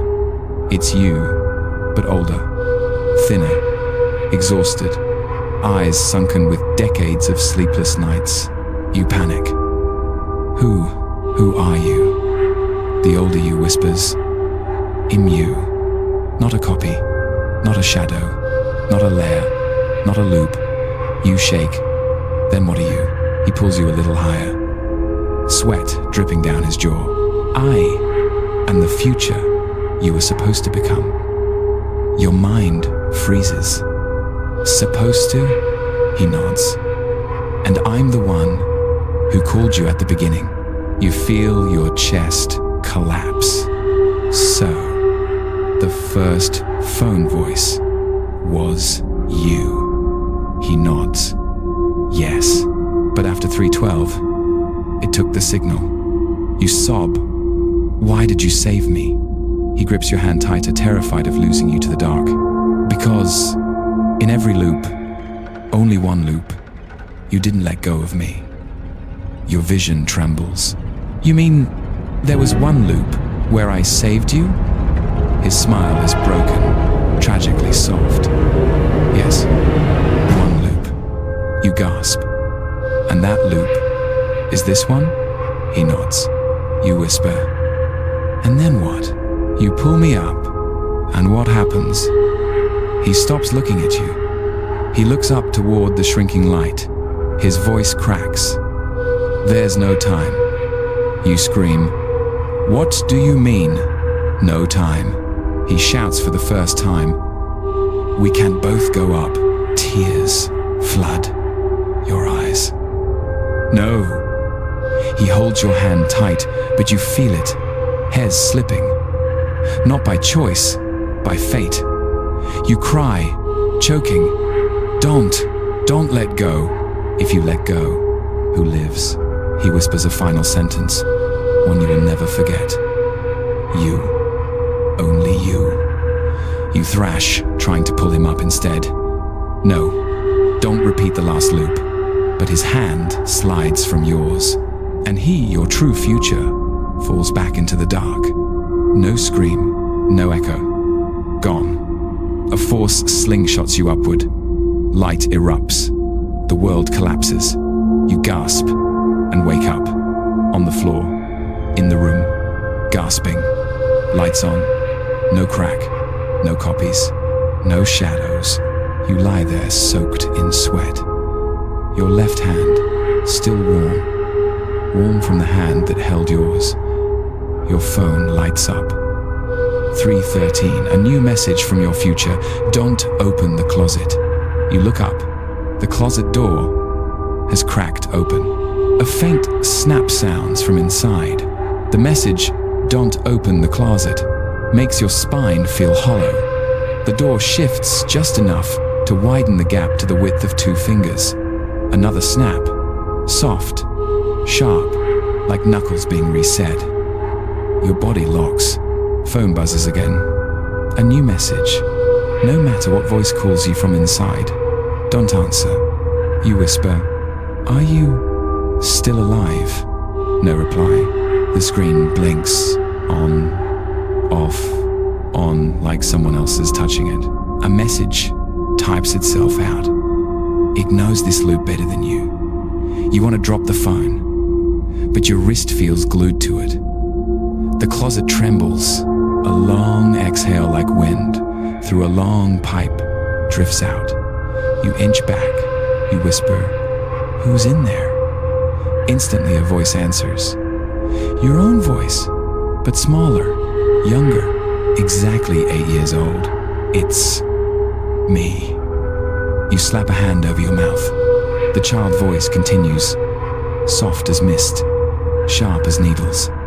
You left me under the water. The air freezes solid. You press against the wall, shaking. I don't remember. You can't be. The voice changes instantly. No longer young, no longer soft, older, deeper. Black. You forgot, because the loop made you forget. Your bones rattle. I didn't mean to. The closet door slides another inch. Scream. A pale finger slips out. Not long, not black, not monstrous. A finger like yours, clean, normal, human, but still, too still. It taps the door edge. Tock, tock, tock. You grip the phone until your joints ache. The finger doesn't shake. Your phone lights again. Don't look it in the eyes. You whisper, "It?" The closet voice answers, "It's me." No more messages. The room falls silent. No breath, no wind, no heartbeat. Only the knocking. Tock, tock, tock. "Open the door for me," the voice whispers. "This time, don't let go of me." Tears spill down your chin. I don't know who you are, what you are. The voice answers smoothly. "I'm you at the bottom of the water. I'm you from the first loop. I'm the one who died when you let go." A cold wave leaks across your spine. You back away, hand reaching for the light switch. The voice says, "Don't turn on the light." You freeze. Why? Light will let me see you clearly. You collapse to the floor. You want to run. But your legs don't obey. You think of the future, you the one who pulled you out. You whisper, "He told me not to open the closet." The voice in the closet laughs softly, your childhood laugh. That wasn't him. Your fingers go numb around the phone. The voice continues, "You don't know who's you, who's me, who's it, do you?" You can't answer, because it's true. You don't. You whisper, "What do you want?" The voice replies without hesitation. A complete body, a life above the water, the chance you stole from me. You slam a hand against the wall. "I didn't mean to. I don't remember." The voice softens like comforting you. "I know, because now it's my turn to forget." You jump to your feet. "Wait, forget what?" The voice answers, "Forget how to breathe." Silence. Then bang. The closet door jerks outward. A hand grabs the edge. Then another. Then another. 3 hands all identical to yours reach out of the darkness. A final whisper, like someone rising from deep water. "You owe me one breath." And the door bursts open. You only see a swarm of arms all shaped like yours, writhing out of the closet. And in the center, 2 eyes just like yours, but without eyelids and never blinking. It stares and smiles with your 8-year-old face. You scream, but no sound comes out. Your phone flashes, "Run, now." But your body doesn't react. A hand shoots out too fast, grabs your collar, and drags you into the thick blackness. The door slams behind you. Thud. All light vanishes. Only your breathing and dozens of other you breathing right beside your ears. The darkness inside the closet isn't like any darkness you've known. It's thick, liquid, a black ocean swallowing you whole. You try to scream, but the scream collapses inside your throat, as if someone's hands are clamped inside your voice. You can only hear breathing now. Not one breath, not 2, but many, all around you, right behind your ear, right above your shoulder, right against the back of your neck. Heavy, shaky breathing as if they're all trying to share your breath. Then a whisper brushes your left ear. "Let me borrow it." You jerk away, but there's nowhere to move. The space inside the closet has changed. It's no longer a cramped wooden box. It's wider, but only in depth. Like a corridor stretched into endless darkness, another whisper slides into your right ear. Just a little. Just one breath. You tremble. I don't have anything to give. Please." A cold hand presses over your mouth, its fingers smooth like fish bones soaked too long in water. "Shh," a voice says. Your voice, "Don't bother," the other one. Your heart stops. "The other one?" You stammer. A whisper behind your neck. "The one's still up there, outside the closet, in the room. The loop before you? Something else? You don't know. You choke out. Who are you all? A laugh erupts. Not a single laugh, but dozens, all of them sounding like you. Then the deepest voice among them says, "We are the loops that weren't chosen." Your heart seizes. Another voice, dripping rage. The versions of you that fell, the versions of you that were let go, the versions of you that repeated, the versions of you that were erased. Finally, a whisper just under your chin. And now, you're here with us. You shake uncontrollably, muscles going numb. A hand crawls up your neck. Another brushes your back. Another clamps your shoulder. More hands tug your wrists downward into the dark. You try to scream, but it comes out as a silent gasp. Don't. I don't want to be here. Please. A voice answers instantly. We didn't want to be here either. A tiny click echoes ahead of you. You freeze. A whisper. The doors open. Your head turns on instinct. Far ahead in the endless dark, a sliver of light appears. A thin, pale line. A crack in a door. You gasp and lunge toward it, but dozens of hands yank you back. A raspy voice snarls. You're not allowed to leave. This is your turn. Another voice hisses. Let them take you. You've lived long enough.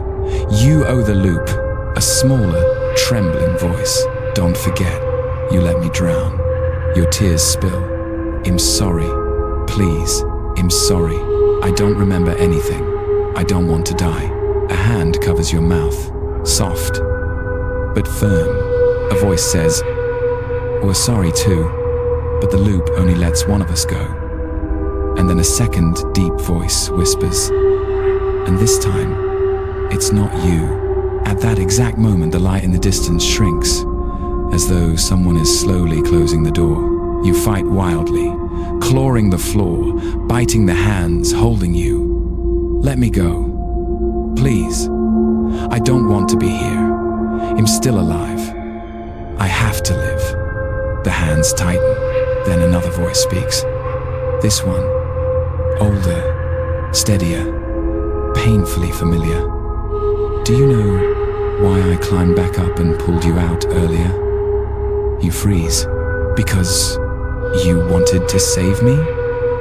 You whisper. The voice laughs. Bitter. No. Because I wanted you to take my place. Your body goes rigid. It continues. You dragged me up in the last loop. So this loop, I repay the debt.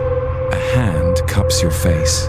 Not to kill you, but like someone tucking you into bed. Just a minute. A voice murmurs. Then you'll forget. And the next loop will get a new you. You howl in panic.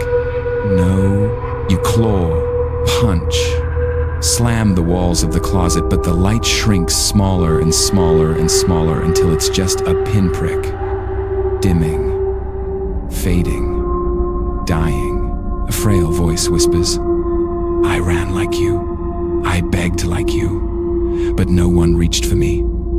And one last voice concludes, your turn has come. The light snaps shut. Darkness swallows you. In the last instant, just before your consciousness is ripped from your body, you hear a door opening from the world outside. Then a voice you know says, it's my turn now. The darkness seals like a locked vault. Your body dissolves.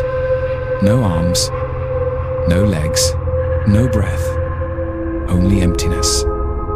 Then footsteps, soft, slow, unhurried, coming toward you. Step, step, step. You try to scream, but the dark drinks your voice before it leaves your throat. A voice speaks inside your mind. My turn. You recognize it instantly. Your older self. The one who pulled you up. The one who fell in your place. You think desperately. You? The voice replies. I'm here, but not the me you knew. The me from the loop before that, and before that, and before that. A figure emerges, just a silhouette, tall, thin, hollow-eyed. He kneels beside you and whispers, "You think this loop is where you fall, but really, you're only the middle piece." Your heart squeezes. He continues, "You don't die, you don't live, you don't leave, you don't stay." You try to speak. "Then where am I?" He answers, "In the place between shadows and memory, where the unchosen loops wait, where we wait." You tremble. "Wait for what?" Silence. Then he whispers, "Your turn." A faint click echoes. A dim light appears ahead, the same pale glow as before. "The door for the next loop," he says. "It opens at 3:13. One leaves, one stays." You sob without tears. "I don't want any more loops. I want to go back." He laughs sadly. "We all said that once, and none of us ever went back." The light brightens slowly, and you see someone sitting there, curled up, shivering. A boy, about 14. You stare. He lifts his head. It's you, not your current self, not your future self, not the drowned self. A brand new copy, freshly created for the next loop. You whisper, "Who is that?" Your older self answers, "The one whole replace you." Each new cycle births a new you. You're just the bridge, the one the loop uses to pick the strongest candidate. Your voice cracks. Then what am I? You're about to disappear.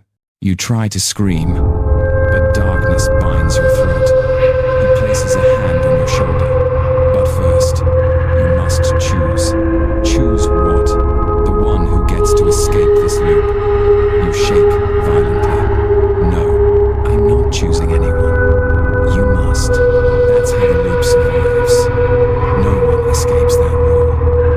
The 14-year-old whispers, "Brother, are you there?" You break.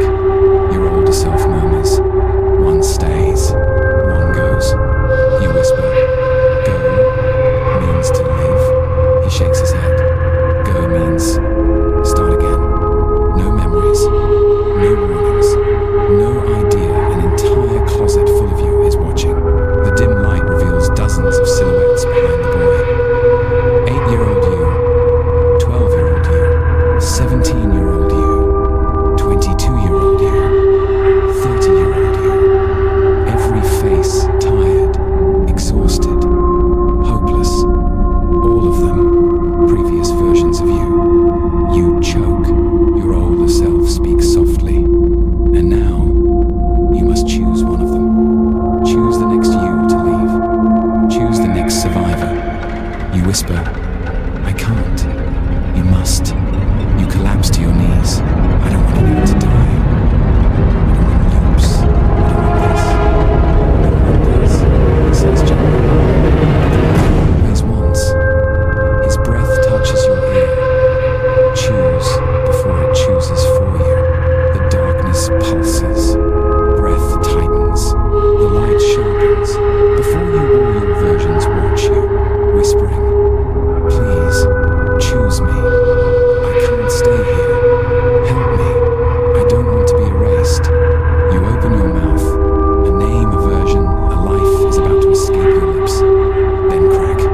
The closet door in the real world swings open, flooding everything with light. Every version of you turns toward it. Your older self,